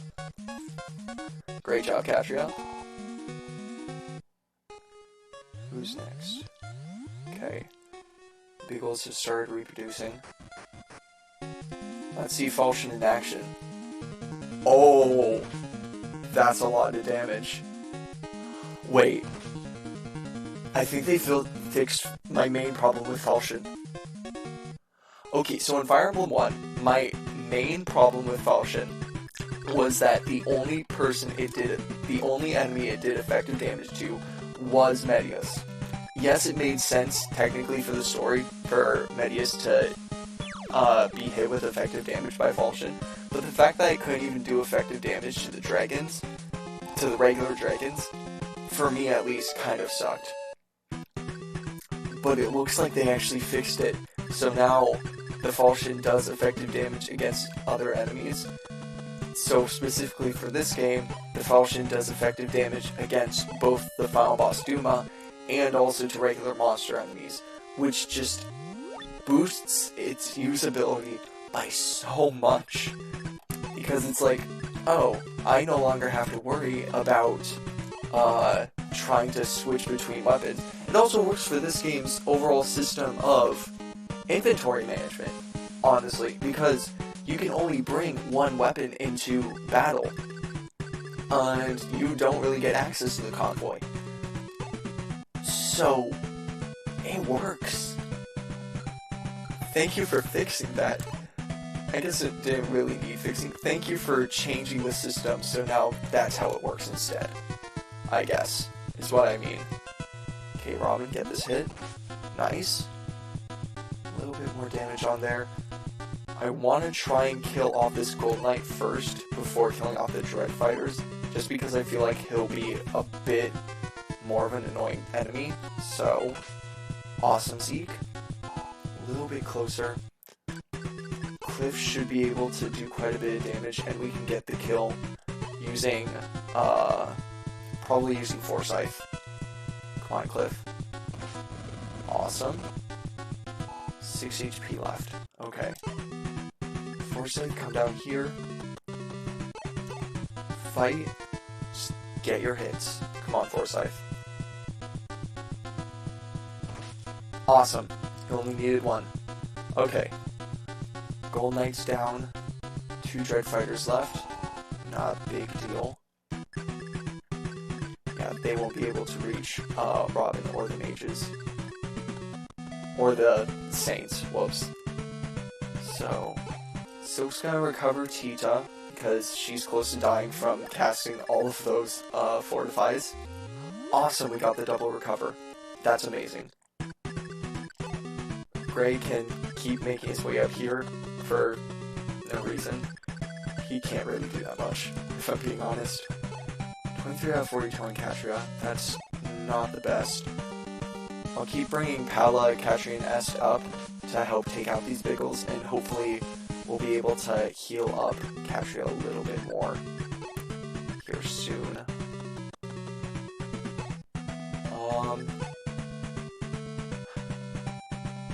Yeah, I want to show off Ragnarok. Let's see it. Oh. That was cool. That was a cool animation. 10 HP is a lot. But I mean, I don't even think Ragnarok did effective damage to that Biggle, and it still did like 35 HP. So I'd say that I'm pretty okay with the amount of damage that it does to Celica, considering that it clearly does effective damage. It doesn't, I mean, not effective damage, it does an insane amount of damage. So, that's pretty cool. Dreadfighters will get ready to help out however they can. Celica's army is basically just, hey, come attack me, magic users, because you can't really do anything. I should probably make sure. Okay. No item, no item. Good. Palakatri and S will be okay against the Bow Knights. Myson and Matilda don't really need to attack right now, so we'll just go ahead and wait again. Slowly deal with these Dread Fighters later on. More Biggles. Not a huge deal. Okay. Here come the Bow Knights. Come on, Katria. 7 damage. But no doubling, which is great. You also need to remember what turn we're on. I might be able to look that up. Hopefully I can look that up. But I believe this is turn 2 enemy phase, if I've been counting correctly. Because we can only do damage to Jeddah during turns 4, 8, 12, etc. Meaning, you need to think about it. You need to remember how exactly it all works, so that we can actually kill Jeddah. If I feel like killing him off. I guess it's not fully needed, because really the only thing we need to do to beat this chapter is to kill Duma. But I'd say it's probably better to go ahead and off Jeddah just in case, rather than keep him alive and have him using death against all of our allied units. Okay, good job, Cliff. Keep surviving. Who's next? Biggles. Okay. Going after Katria, she should be able to survive these attacks. Yeah. Come on. Good amount of damage back. Good job, Katria. She's barely surviving, which is good. At least she's alive. Okay, the other Biggles are gonna start reproducing, which, oh well. Okay. Third turn player phase. 6 out of 42 on Katria, we're definitely gonna need to heal her up, so I'm gonna have Pala come up here, and then S come over to the side, and we're just gonna do a triangle attack. kill off this Bagel real quick. Katria can get healed up a little bit by Jenny, and then Tita can use Fortify after we deal with the Dread Fighters on the other side with everyone. Yeah. That way Katria gets quite a bit more healing. She'll be all good to keep facing the rest of these threats. Saber, 11, 21 magic defense is pretty good. 11 defense, 17 magic defense, 11, 19, and 11, 22. So Jesse's probably the best Slayer that we have, meaning that I'm going to keep him up here just to help with protecting people.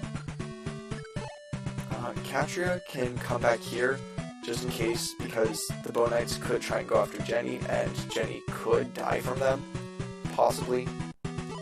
Oh, Jenny has Physic. I didn't actually realize that. Oh well. Good recover. Alm can make his way up. Gray. 13 defense. He's actually has more defense than the Salvage Dread Fighters. It's kind of surprising to me. Celica, 15 defense. That's actually pretty good. And she'll be able to attack the Bow Knights. So I'll go ahead and bring her up. Silk and Tita are doing well. Yeah, kill these two Dread Fighters though. 22 out of 48, 27 out of 48. Zeke can get one of these guys very close to a kill using Gradivis. I think I'm gonna go ahead and do this guy, just because he's getting a bit closer to the mages. Awesome. 7 HP left on him. Forsyth can then come down here. Or actually, before I use Forsyth, I have Robin for a reason. Excalibur. Might be able to do a bit of damage, since I'm pretty sure these Dread Fighters only have... Okay, never mind, you dodged.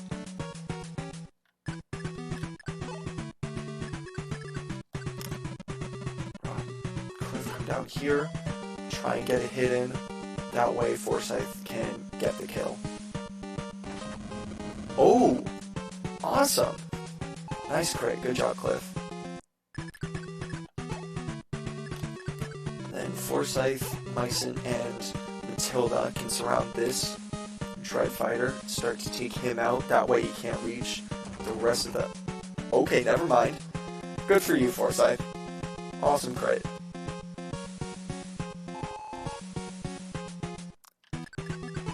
Now, this section of units can make their way over here to help out everyone else. Probably won't be able to do too much. At least I don't feel like the Gold Knights will be able to. Cliff might be able to help out a little bit by attacking for super far ranges. And obviously Silk, Robin, and Tita can all heal people. I guess Forsyth and Zeke could help out a little bit, since Forsyth can easily double and do a lot of damage, and Zeke has the Gradivis now, which is just an insane weapon. We'll see. Claire 12 defense is just okay. She'll come down here. Wait again. Let's see what happens. More Biggles. Not a huge deal. They could be a lot worse to deal with, like they were on the map with the huge amount of swamp area. But in a map like this, where there aren't very many areas for swamp, and we have a lot more units who can group together to attack a bunch of people all at once, it basically just makes it a lot easier to beat a map like this with these units. Nice job, Celica. We'll need to bring her back. Awesome. Those were some very, very important dodges for her to get. Probably gonna need to bring her back, though. Because, yeah, she can hit the Gold Knights, or the Bow Knights, from a very good amount of range. but she doesn't fully have the speed to actually survive the hits, because they're able to double her. Biggles are still coming down. Not a huge deal.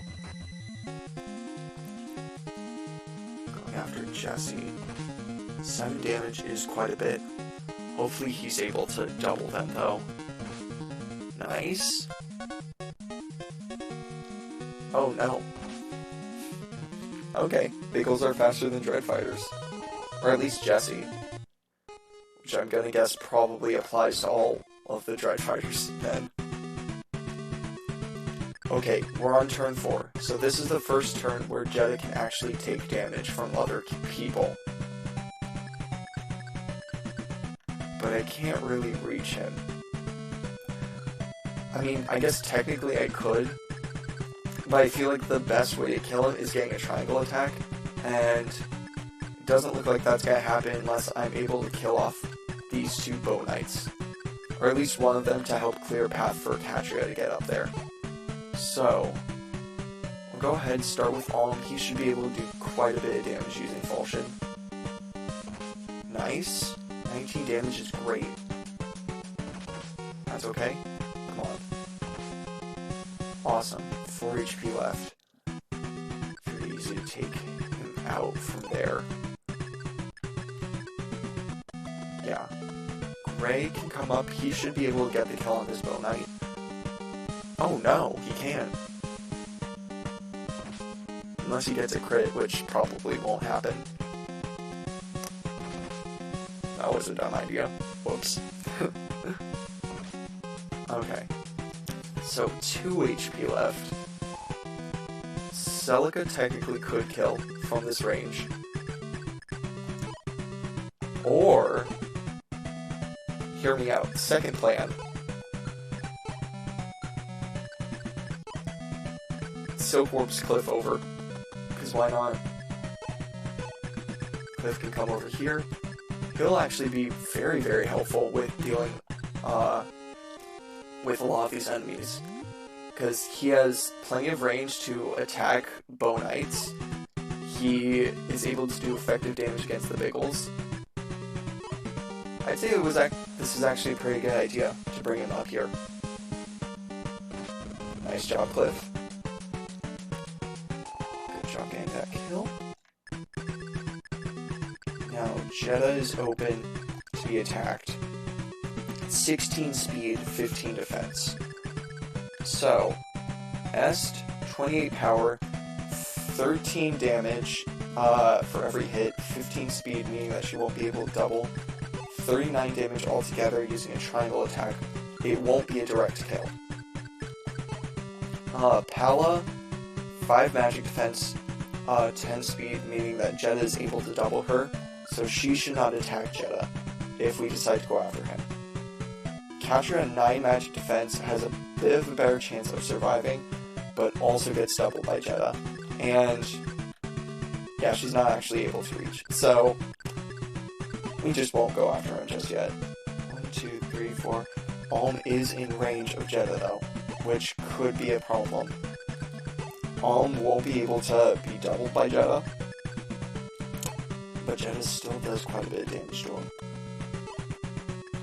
Let's go ahead and bring Celica back here, and she can do a bit of damage to all of these Biggles to help with killing them.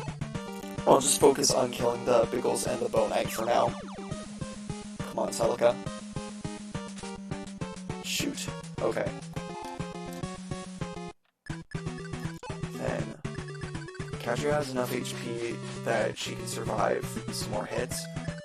We'll go ahead, bring her up here along with,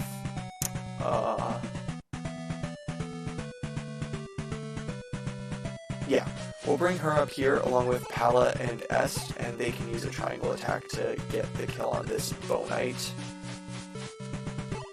They're right next to Jedha now, which could be an issue, but I believe in them. I think they could survive. Awesome. Great job.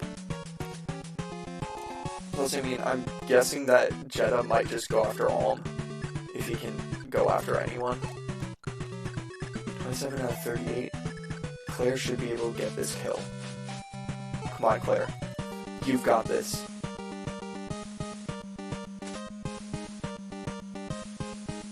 I never should have believed in Claire. Okay.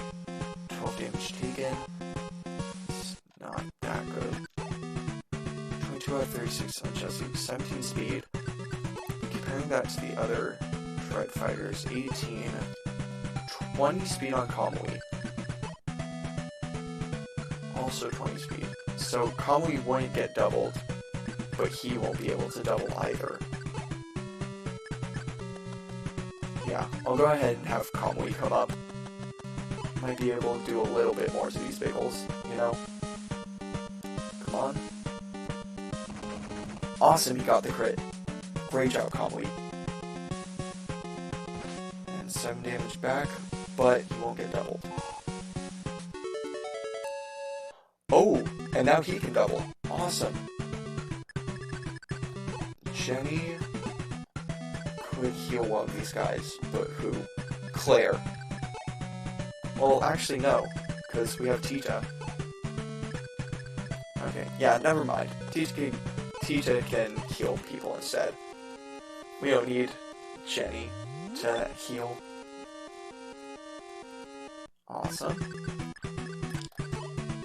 And yeah, since Jenny doesn't need to heal, we can bring her up here, and she can try and attack this Biggle instead.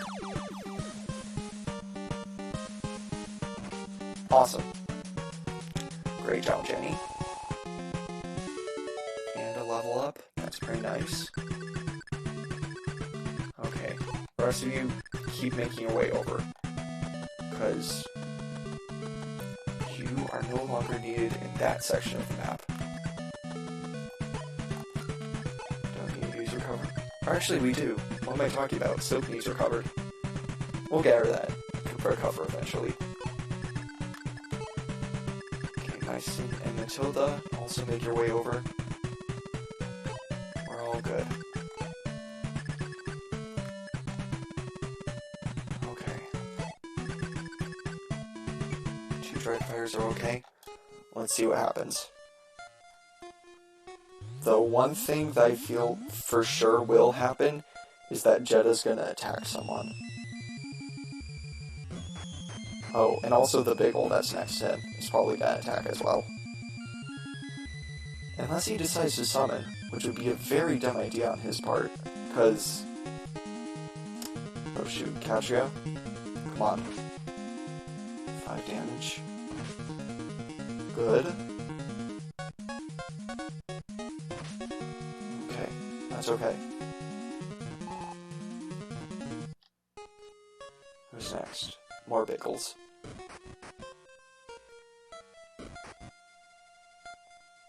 Okay.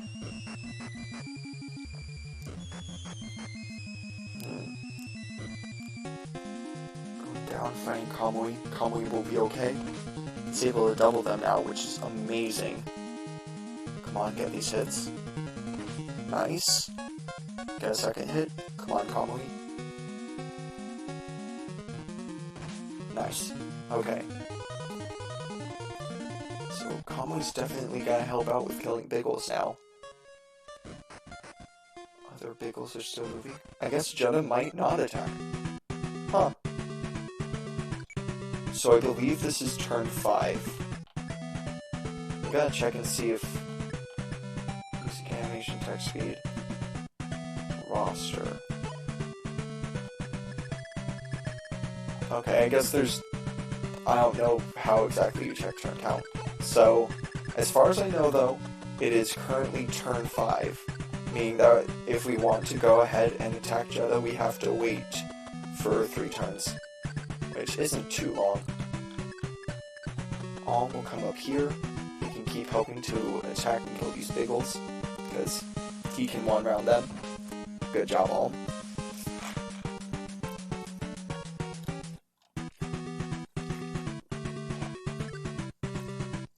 I'm going to try and do a quick calculation here real quick. So I believe Alm is able to do about, I think it's 41 damage to each Biggle. They have 12 defense, meaning that with the effective damage he does about, I believe, 53 damage. with the Falchion. Meaning that, because he has 33 power, the effective damage of the Falchion is about plus 20 to his overall power level. Since Duma has 20 defense, and then I'm pretty sure he also halves attack power, Duma does. I believe that would be about 16, 17 damage that Alm can do to Duma each hit. Which I'd say is pretty great. I mean, if that calculation is correct, we can definitely work to take down Duma pretty easily once we get up to him. Awesome job. Great crit. Love to see it, Cliff. During turn 8, once we're able to actually hit Jeddah, I'm probably going to do the strategy of using a triangle attack to get that kill. Just because it's very useful to use. And we don't have to worry too much about taking too much damage back. Awesome crit. Great job, Kamui. I suppose, though, Jeddah would still be able to use Death after we hit the triangle attack, meaning that it also might be a good idea to have some other people work to attack Jeddah before we go all in with the triangle attack. But then the question becomes, who should we send in, since everyone can get counterattacked by Jeddah? And I'm gonna guess the answer is probably people that have 15 or more speed, since they won't be getting doubled by Jeddah, which means they have a bit of a better chance of actually surviving any attacks they throws out. Okay, Tita, come up here. Go ahead and use Fortify again, because I believe Katria was running a little bit low on HP. We'll have Jenny make her way over here a little bit, and she can use Physic just to help out Tita a bit. If needed, we can also use Recover, because I believe that Recover heals just a little bit more, or at least it has a chance to double, and get that double heal, which helps out a lot. Okay, everyone make your way over here. Palakashi and Esther are doing good. We can start to send them up a bit further to keep on helping with the overall damage on these Biggles. S17 defense definitely has the best chances of easily killing off these Biggles. I'll have Pala come up here first though, get a bit of damage in the with the Javelin hopefully. Nope, okay. Then Katria and S can come up to work on trying to get these kills. Come on, Est. Awesome. Great job. Power and defense? Amazing. Okay. Claire, you can't really do much. Just go over here. Our 5 Dread Fighters can talk about the fact that they're Dread Fighters and they're having fun being Dread Fighters because they're Dread Fighters. Who's next? More Biggles. Okay. And the Biggles are making Biggles. That's not fun. Mara and Hestia should be very easy to take down, especially since we have Palakashi and S now. Because I mean, we can just easily take them down using triangle attacks, and Est at least has plenty of magic defense to survive any attacks that they throw at her. I guess it's a little bit of a different situation for someone like Pala though, because, I mean, Pala is a little bit strong, but I'd say out of the Pegasus trio, she's definitely the worst one. At least for my playthrough, she has been the worst one. Probably because she had a few more levels on her, so I didn't give her the Angel Ring, while Katria and Est had to grow. I think Katria had to get 7 levels, and Est had to get 9 to get to their promotions, meaning they actually got to use the Angel Ring, which just boosted their stats by so much. Okay, turn 6. As far as I know, this is turn 6. He still can't attack Jeddah, which is okay. Start to send Palakatri and S over to other sections to help out with killing these Biggles, and Alm can focus on killing the Biggles that are on the ground. Great job getting the hit, good. I love that Pala. Just keep trying to get hits in. Katria can come over here. And Alm and S can focus on the ones that are on the ground. Okay. 38 out of 38 on this Biggle, so Alm, come up here. Sword. Try and kill. Oh, a crit! That's definitely a kill. It's probably, what, like 120 damage or something? S, come up here. Get this kill. Awesome.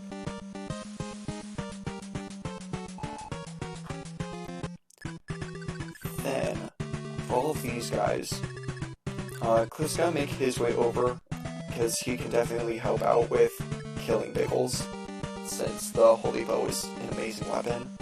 I'll also bring Zeke over, because the Gradivis is also amazing. Our Dreadfires probably don't need to worry about helping out too much. We have Physic on Jenny, and Tita has Fortify to help out with all the healing. So the only other person we could really use for a lot of this is just Silk Warping people up. Otherwise, I think we'll be good. Yeah. Okay. Does anyone need Fortify right now? 40 out of 42. Okay. 32 out of 42 on Katria. I'll go ahead and just use Fortify. Because we can just heal it all back. So. Good, Tita. And Jenny. Cover Tita.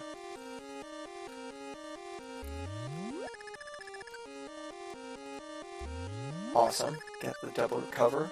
Love to see it. I would bring Celica up, but honestly, she's not the best.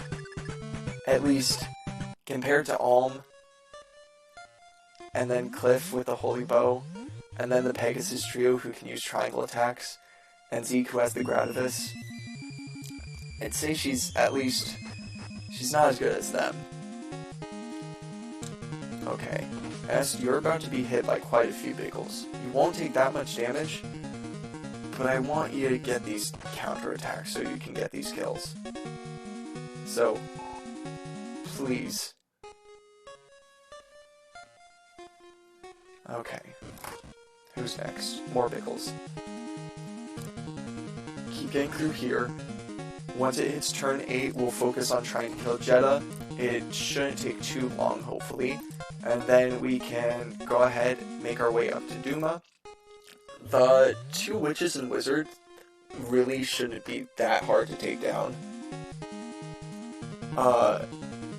Really my main worry about them is just the fact that, awesome job Pala, is the fact that they're so close to Duma. Because if I send the Pegasus Knights, for example, to go up there to try and get those kills on the witches and wizard, it could easily be that Duma walks over to them and just kills them. And I don't want to do that. I have used every revival fountain. I'm pretty sure there are only 2 uses left for any revival fountain in this game. Everyone is alive currently, and I want to try my best to keep everyone alive by the end of this game, because I feel like that would be an awesome achievement for me at least. Okay, good job, Zeke. 15 out of 38, we can go ahead and use Cliff with the Holy Bow to get this kill. Don't attack Jeddah. Okay, Cliff, just get this hit. Awesome. It was another crit. Good for you, Cliff. Skill speed. Nice. He's at 14 speed, which is pretty good. Okay, Alm. Come up here. You can fight the Biggles with your bow, but I don't want to do that. So because you accidentally just equipped your bow, sword, and now he has the sword equipped again. Go up here, and have Pala, Katri, and S come up here, just to make whatever this formation is. I'll bring Celica a little bit up. Actually, not while Jetta is around. Probably a dumb idea. This is Jenny. Tita. Actually, before Tita uses Fortify, I'm just gonna go ahead and use Silk and try out Deer one more time and see if anything happens. I don't think anything happened. I still really don't know how that move works. Oh well. Fortify everyone up. Good job. Jenny, heal Tita. And if my turn count is correct, we can hit Jetta this next turn. And we should be able to kill him.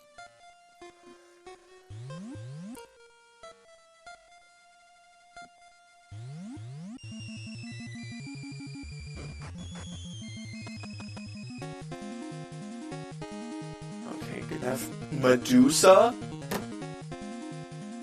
Oh shoot. Don't hit. Oh, thank God. That's not good. Medusa, if you remember from Nui Baba, it reduces a character's HP down to 1. So basically, you don't want to get hit by Medusa. Nice dodge, Katria.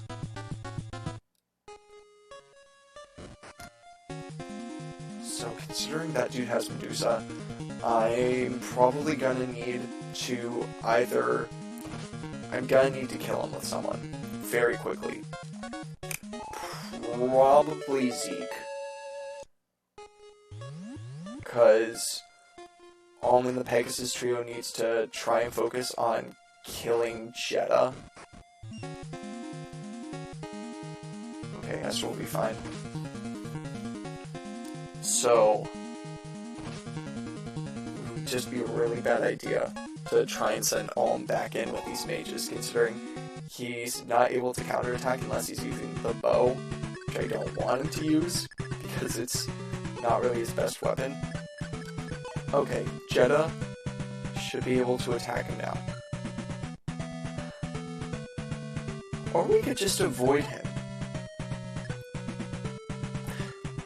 Yeah, I'm just gonna avoid him, because he's clearly gonna keep trying to summon Biggles instead of really doing anything else, and it's more important that I try and kill these other mages that are actually attacking people, especially Medusa dude. So, Cliff, come over here, fight Medusa dude, try and get a hit or two on him. Do it. Come on. Nice. And awesome, you got the crit. Amazing. That was so good, Cliff. Okay. Zeke will come up here. Fight. Should be able to get the kill on Hestia. Awesome. Now, Palakatri and Est can focus on killing these Biggles some more. Because, yeah, it's still 15 speed, still can't double Judah. Meaning that we can't kill him in one hit with the triangle attack. I could certainly try a different strategy, like, but he only has 9 magic defense, meaning Ragnarok could do an insane amount of damage but then Celica would be in range of death because she isn't able to... Wait.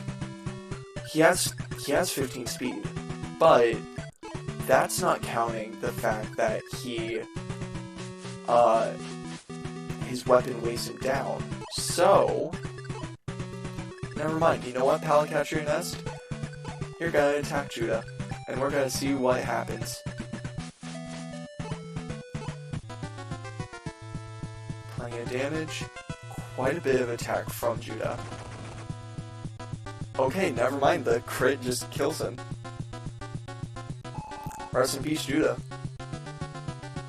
Magic Ring is great, but we're just gonna store it because no one really needs to use it.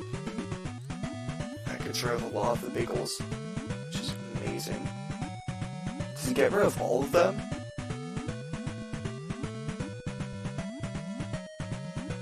Oh. Okay then. You know what that means? It's time to fight Duma. There's no more worrying about any other units on this battlefield. You just have to worry about killing Duma.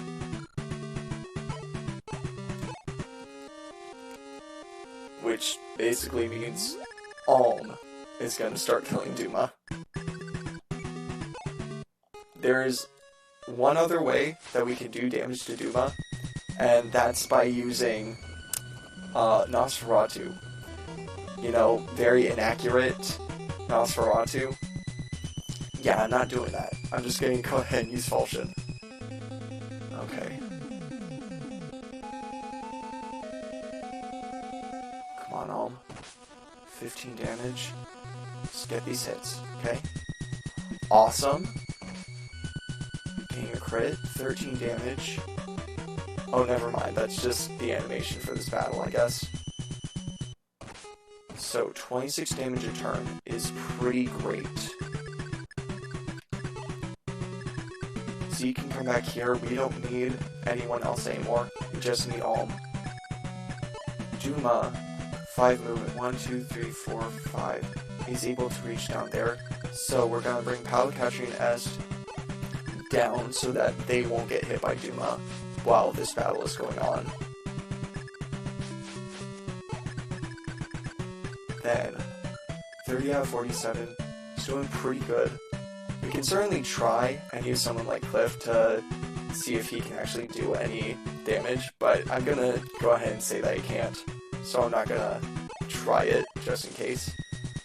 We'll have Alm attack, and then Tita and Jenny can use Fortify and Physic to heal him up, so that way he can keep going through these battles with Doma. And looking at Duma, his design is very weird. It's definitely something you don't see from a lot of other bosses, I feel. Especially like final bosses of games. But there is something about this design that I honestly love, because it explains perfectly the entire thing about what is happening with Duma in this game. Which is that Duma basically lost control of his body.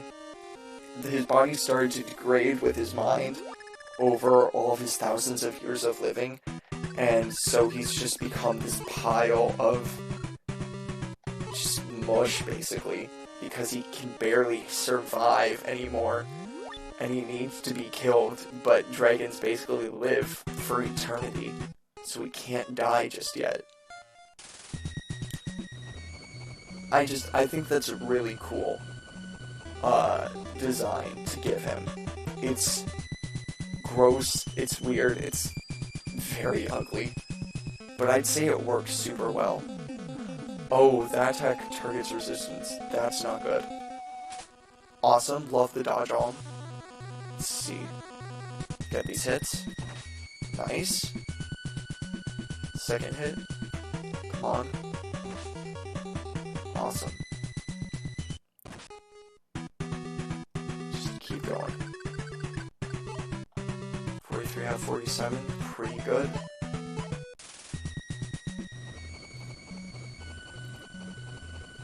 attacking with Tentacle. Awesome. We'll be able to heal that up very easily.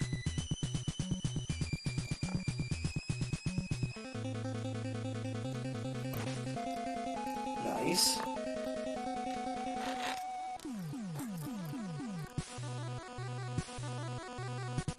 Okay. That's okay. Just get the next hit in all. Awesome.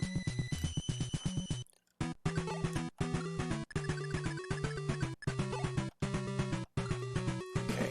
Tita and Jenny use their Fortify Physic combo once again. Get that HP back. And this battle against Duma is probably going to take a little while, but I think Alm will be able to survive all of this. And so we're almost done with this game. I'm not going to call it just yet. Obviously, we still need to defeat Doma. Or Duma. His name is technically Duma. The translation calls him Doma. It's not like a huge difference. It's really just like pronunciation at that point. But yeah, I'm pretty sure throughout most of these streams I've been calling him Duma. So I'll just keep calling him Duma then. Okay, attacking with Tentacle. It's interesting that I tried once to attack with Eyeball. Awesome dodge, that was amazing, Alm. Okay, get this damage. Nice. Next hit. Great. And I know it doesn't look like his HP is actually going down, but that's just how much HP he actually has. It's gonna take a while to actually start to show that he's fully losing HP.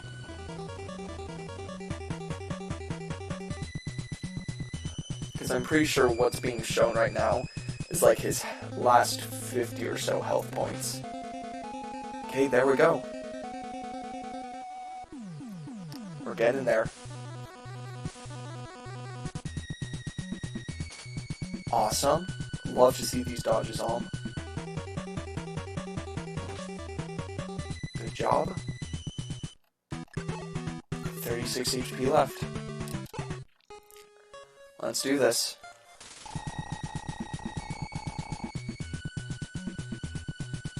Oh. That still exists. That actually wasn't... that didn't really do anything. Anyways. Alm. Get these hits. And... this is getting close. Eyeball. Bit of damage. Come on, Alm. Good.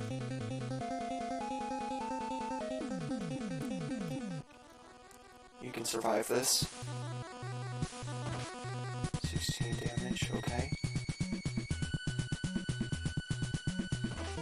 Nice. Okay. Tita 10 out of 29. So, Silk is gonna go ahead and use recover on Tita. That way Tita can use Fortify again. Jenny should still have... awesome, we got the double recover. Jenny should still have enough HP to use Physic. Yeah. So she'll go ahead and do that. Alm will be close to full again. That way we don't have to worry about Duma hitting him without any strong moves that could, you know, possibly OHKO. G to Fortify. Let's do this. Oh, I healed. Never mind, let's not do this just yet.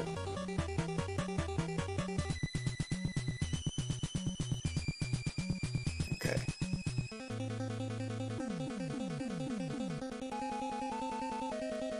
Come on, Alm. Nice. Great dodge.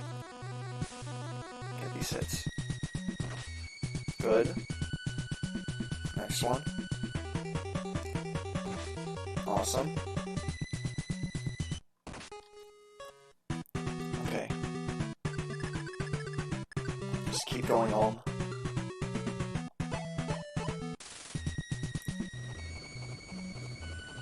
It's almost down. Just need a little bit more.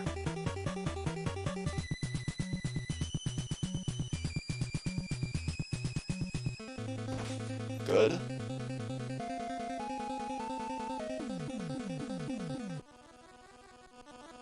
Eyeball. It's okay. And 3 HP left. We've got this. Go ahead and do Fortify and Physic once again. And I think this next phase should be it. Unless something insane happens, and Duma just keeps getting more and more HP back. We'll see. I think it'll be fine, though.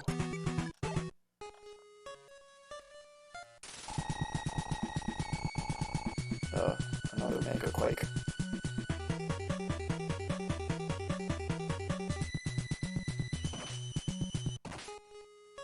Okay. What's he at? 43. 25 out of 47 on Alm. Alm will be okay to hit again.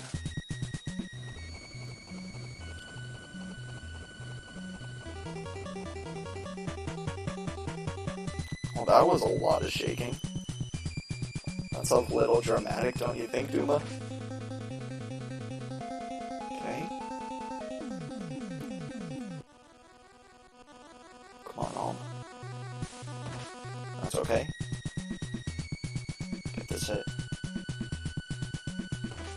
Nice. And once again, Soap's gonna heal up Tita. Tita can use Fortify. Jenny can use Physic. The strategy will fully work eventually. You will kill Duma.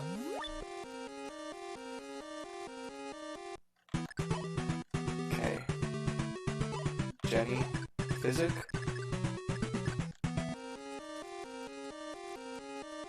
Get it all back up. Awesome. Okay.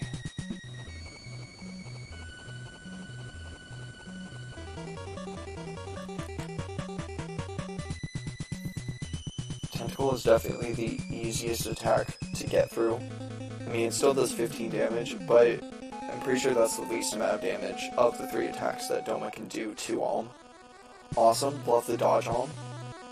I'll get these hits. Nice. Second hit. Awesome.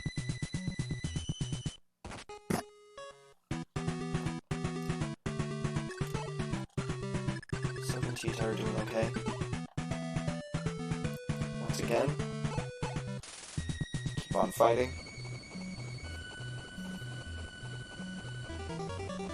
Eyeball. That's, what, 16 damage? We can kill that back. Good Alm.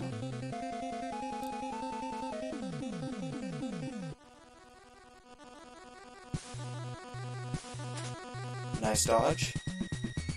And awesome. 5 HP left. He's probably gonna heal again. Or use Mega Quake. Either option sucks a little bit, but it's okay. We'll heal up Tita, and then I think instead we'll just go ahead and have Jenny use Physic. That way Tita can keep a little bit of HP to use Fortify another time, since Alm doesn't need the full Fortify Physic combo to get fully healed. Good. And turn. Mega Quake, probably. Oh! Okay then. 45 HP. Just keep getting these hits in.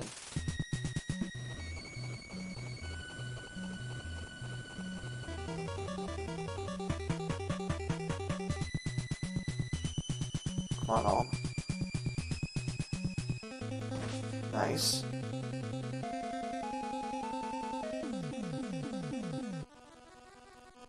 Okay. Awesome dodge. Got this hit. Nice. Okay. We'll bring Zeke and Cliff down here, just in case the Biggles try to attack them instead of attacking Alm, since Alm obviously can kill them in one round. So Doma keeps healing up. It seems to me that once he gets to the second HP bar, to his last like 25 health points or whatever it is, he heals up during enemy phase. So, I think if that is the case... Oh! Nice crit, Alm! Okay, never mind. That should be it. Well, other than the big ol' that I guess is attacking. But, yeah, we heal up Alm, and then Alm gets the kill. Okay. Tita, use your Fortify.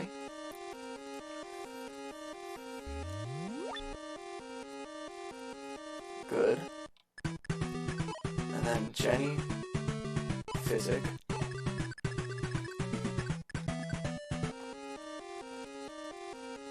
There we go. Let's kill Duma. 7 HP left. Just need one hit on.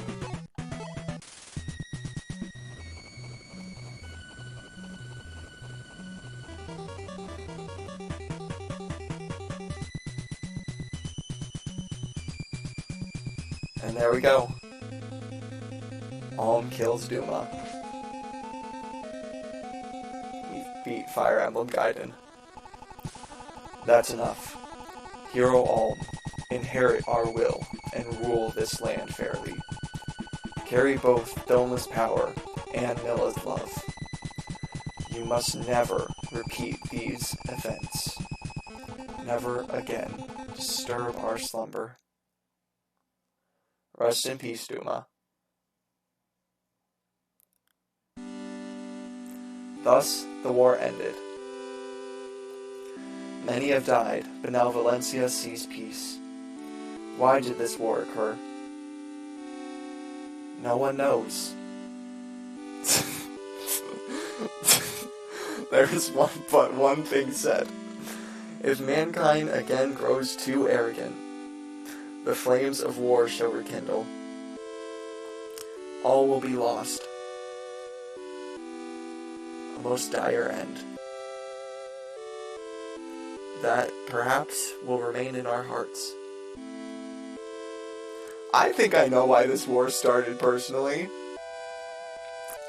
It was because the Duma faithful were just like, we're gonna follow you, Duma. And Duma was just like, I'm crazy because I'm super old. And now we have to have this entire war going on that results in a bunch of people dying, except no one actually died. And now we get to see all of their portraits.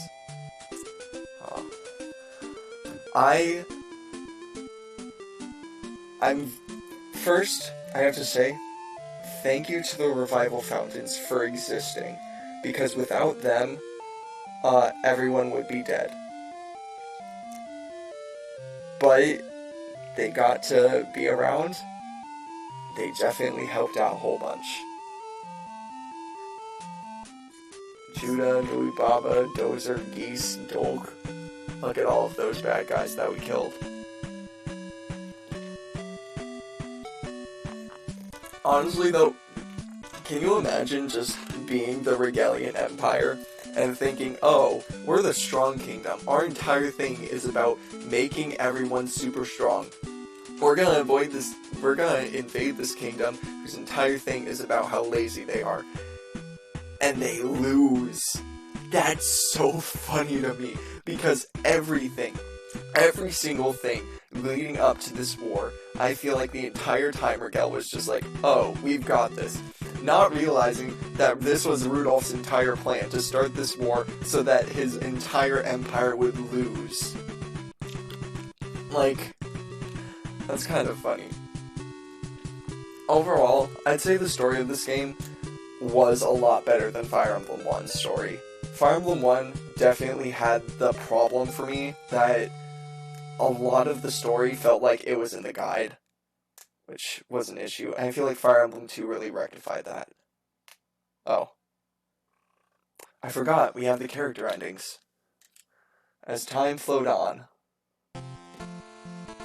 Myson, he became the Prime Minister in Valencia's new rule. Good for him. Noma, he became the High Priest of the unified faiths of Mila and Doma. Good for him, that makes sense. Luca works as a knight towards Valencia's restoration. Good for him. After the war, he bade farewell to Ulm. Oh. He was never seen again. Oh, no. He works as a knight towards Valencia's restoration. Where did Cliff go? He won Claire's heart after fighting Robin over her. Aw, good for you, Gray. She reluctantly gave in to Gray's persistence, and they wed. Oh, poor Claire. He directs the new Knights Order of Valencia with his new wife. Good for Clive, and good for Matilda. Forsyth works as a knight towards Valencia's restoration. Aww. Didn't get a unique ending. I guess neither did Luca then. She works with Bowie in Sophia's church. That makes sense. Silk left for Rigel to aid in the injured. Good for her. Jenny. Starringly, it said she fell in love with an ally. But who? Bowie continues to bicker with May. Maybe that's his joy in life? Who wrote some of these endings? They're so... He works hard patching up the country with Jesse's group. Aw. On Ulm's request, he teaches new soldiers the ways of war. Good for you, Valpar. She settled down and became Clive's wife. Oh, okay. To protect villages from bandits, he became a vigilante group's captain. Okay, Python. That makes sense. He works as a knight towards Valencia's restoration. Aw, Leon didn't get a special ending. After locating his siblings, he resumed being a woodcutter in his village. Aw. In Gisa's old lands, he built a new country. He became known as the Desert Mercenary. Aw, good for you, Jessie. Her older sisters, Mara and Hesti, were Doma's sacrifices. Sonia never forgave her father, Judah, for his deeds. Aww. Man. He aided in building Jesse's kingdom. He also found a lovely wife. Good for you, Saber. Feeling inept in his magic, he left to a distant land. Oh, okay. After sealing her magic, she lived happily as a single woman? The Ute lost her magic? I thought she liked having magic. And good for her for living happily as a single woman. She lives with Zeke. She prays his memories never recover. That's actually the same as Hareko's ending. With S saved, she returned home smiling. Aw. Having protected her younger sisters, she flew happily back to Arcanea. Good for you, Pala. Just know there's another war. Thanks! I'll definitely return. S remains her upbeat self. Why does she get an actual... Oh well. In a rough battle, his memory returned. However, he never revealed it. Oh, I knew that, but it still hurts to see. She and Ulm became the founding monarchs of Valencia. The people loved her and believed she was Mila, reincarnated. Aw. Tales formed. Always remember he who tames the evil god and regained peace. Our holy king, Ulm the First. Aww. That's the end of Fire Emblem Gaiden. Where's Cliff? Are we just not going to talk about where he went? Oh well. He's somewhere. He's probably having fun. Oh. Well. Now that that's over, I guess let's go ahead and go do the ranking real quick. Because why not? So, obviously, this is literally only the second game out of all of these. Like, this one doesn't count because they're the same. But Fire Emblem Gaiden, better story, in my opinion. Good gameplay. I like the promotion systems. I will say, I think Fire Emblem 1 had better overall map design.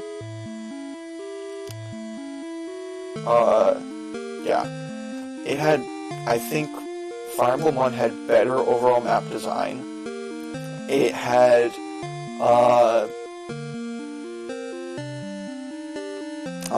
I like the inventory system of Fire Emblem 1 a bit more. I like having multiple options for weapons, you know? I think that's a good thing to have in the series. But I really like the story of Gaiden. I love the use of the world map in the game, because it really just takes a game like Fire Emblem 1, where you're looking throughout the maps of Fire Emblem 1, and they never fully feel connected. There are maps here and there that you can tell, like, oh, this place leads Brian to here.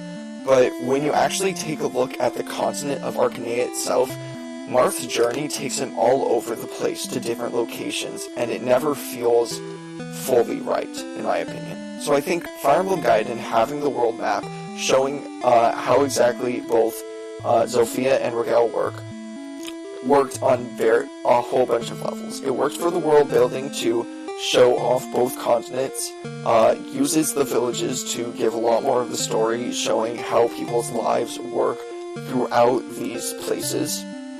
The actual way you go through battles makes a lot more sense, at least in my opinion, in my head, because I can look at it and I can be like, oh, these battles all lead into one another. So I think that's also a very good thing. I also really like the fact that in Fire Emblem Gaiden, you are able to train units up as far as you want. That's definitely something that you don't usually see in a lot of the older Fire Emblem games. Really, the idea of a lot of like skirmish maps and training people up doesn't really come in to the series fully as an actual mechanic until like Awakening. It's still present in a couple games here and there. I'm pretty sure, like, if you want to count the arenas in the Fire Emblem games, if you don't want to count those, then I suppose Fire Emblem 8 has skirmish maps.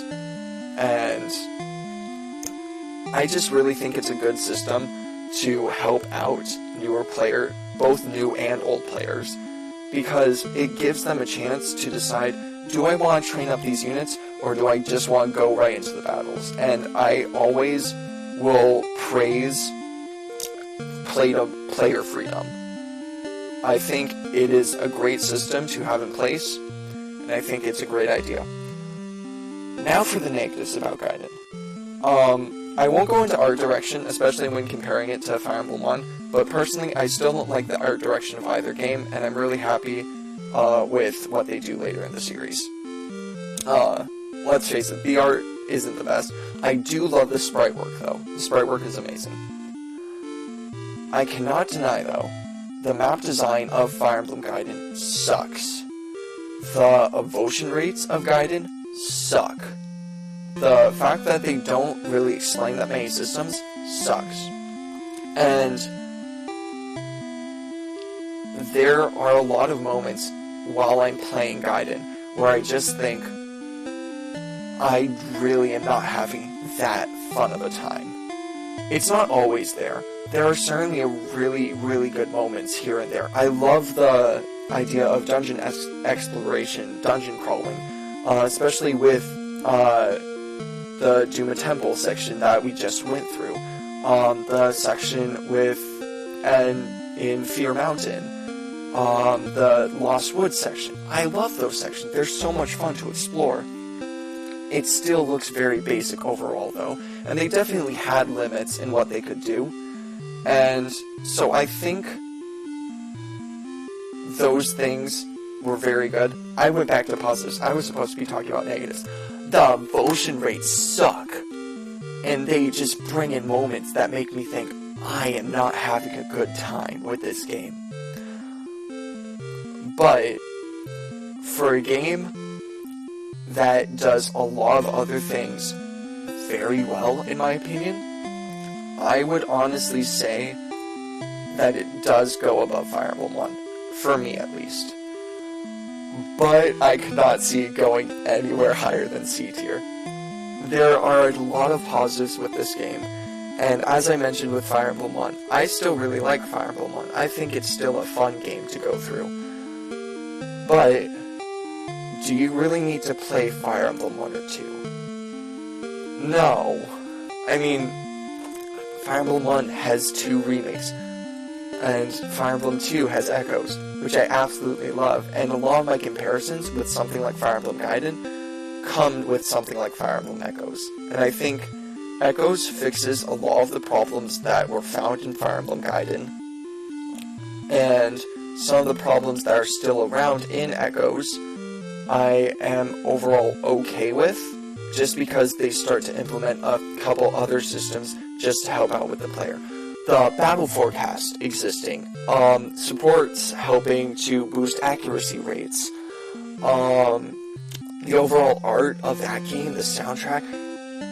I love Echoes, and I'm very excited to play that game. But at this current point in time, I still think that both Fire Emblem 1 and Fire Emblem 2 are my least favorite Fire Emblem games. They're still good. I still had a lot of fun playing through them. But I think I'm going to have a lot more fun with the rest of this series, just for me personally. So, I think that's where I'm going to go ahead and put them. But, yeah. Who knows, maybe over time my thoughts on Gaiden will change. Because I definitely feel like only going through one playthrough of the game changes up my thoughts and feelings. At least I feel like my thoughts and feelings from only doing a single playthrough are a lot different from the thoughts and feelings of someone who has played through Gaiden multiple times. And I think that unlike Fire Emblem 1, first of all, I would probably do another playthrough of Gaiden, unlike doing another playthrough of Fire Emblem 1, just because I feel like there are a lot of very fun moments in that game that I would love to experience again that aren't always fully found in Fire Emblem Echoes. And I also feel like, unlike Fire Emblem 1, doing multiple playthroughs of Gaiden would be a lot more of an enjoyable experience. So, who knows, maybe I could change my mind and it could end up in B tier. Or I could appreciate a lot more things, and it could get into something like A tier. But, I don't feel like doing that. At least right now. Plus, I am gonna mention right now, while we're looking at this, though I have SABC as a basic tier ranking, I once again want to reiterate the fact that I love all of these games. And so putting something like Fire Emblem 1 and saying that is my least favorite game of Fire Emblem, I would still say that it's probably like a 6, 7 out of 10 for me. It's still good. It's just I like a lot of other games better, for multiple reasons. But I'm just gonna go ahead and look on the bright side right now. We are officially out of the NES era of Fire Emblem. And we're gonna move on to the SNES era of Fire Emblem very soon. Meaning that, most likely, if I have time tomorrow, we will be starting Fire Emblem 3 Book 1, which is the first remake of Fire Emblem 1. and it's gonna be interesting to watch. So I'm really excited for it. I've seen a couple, like, small videos of Mystery of the Emblem.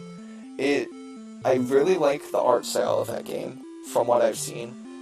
They've definitely updated a lot of systems, but I'm so excited they're bringing back the battle forecast, and I'm very excited to see that thing again, because I love the battle forecast so much. It's so helpful in Fire Emblem games to have that information. But I do think it probably won't take as long as Fire Emblem 1 did, just because there are 5 less chapters, and also I've had a bit of experience playing through the maps of Book 1 because I played through FE1. It's still probably going to take a couple weeks though. So I think the current plan, I'm going to try my best to do some streams throughout this coming week of Book 1, see how far I can get, and then next week I will be taking a break because I'll be on vacation, and then we'll see what happens after that. So, anyways, thank you all so much for following me on this journey through Fire Emblem 2. I had a really great time overall, and I'm super duper excited to keep going through the rest of this series. So, I'll see you guys later for Fire Emblem 3. Bye!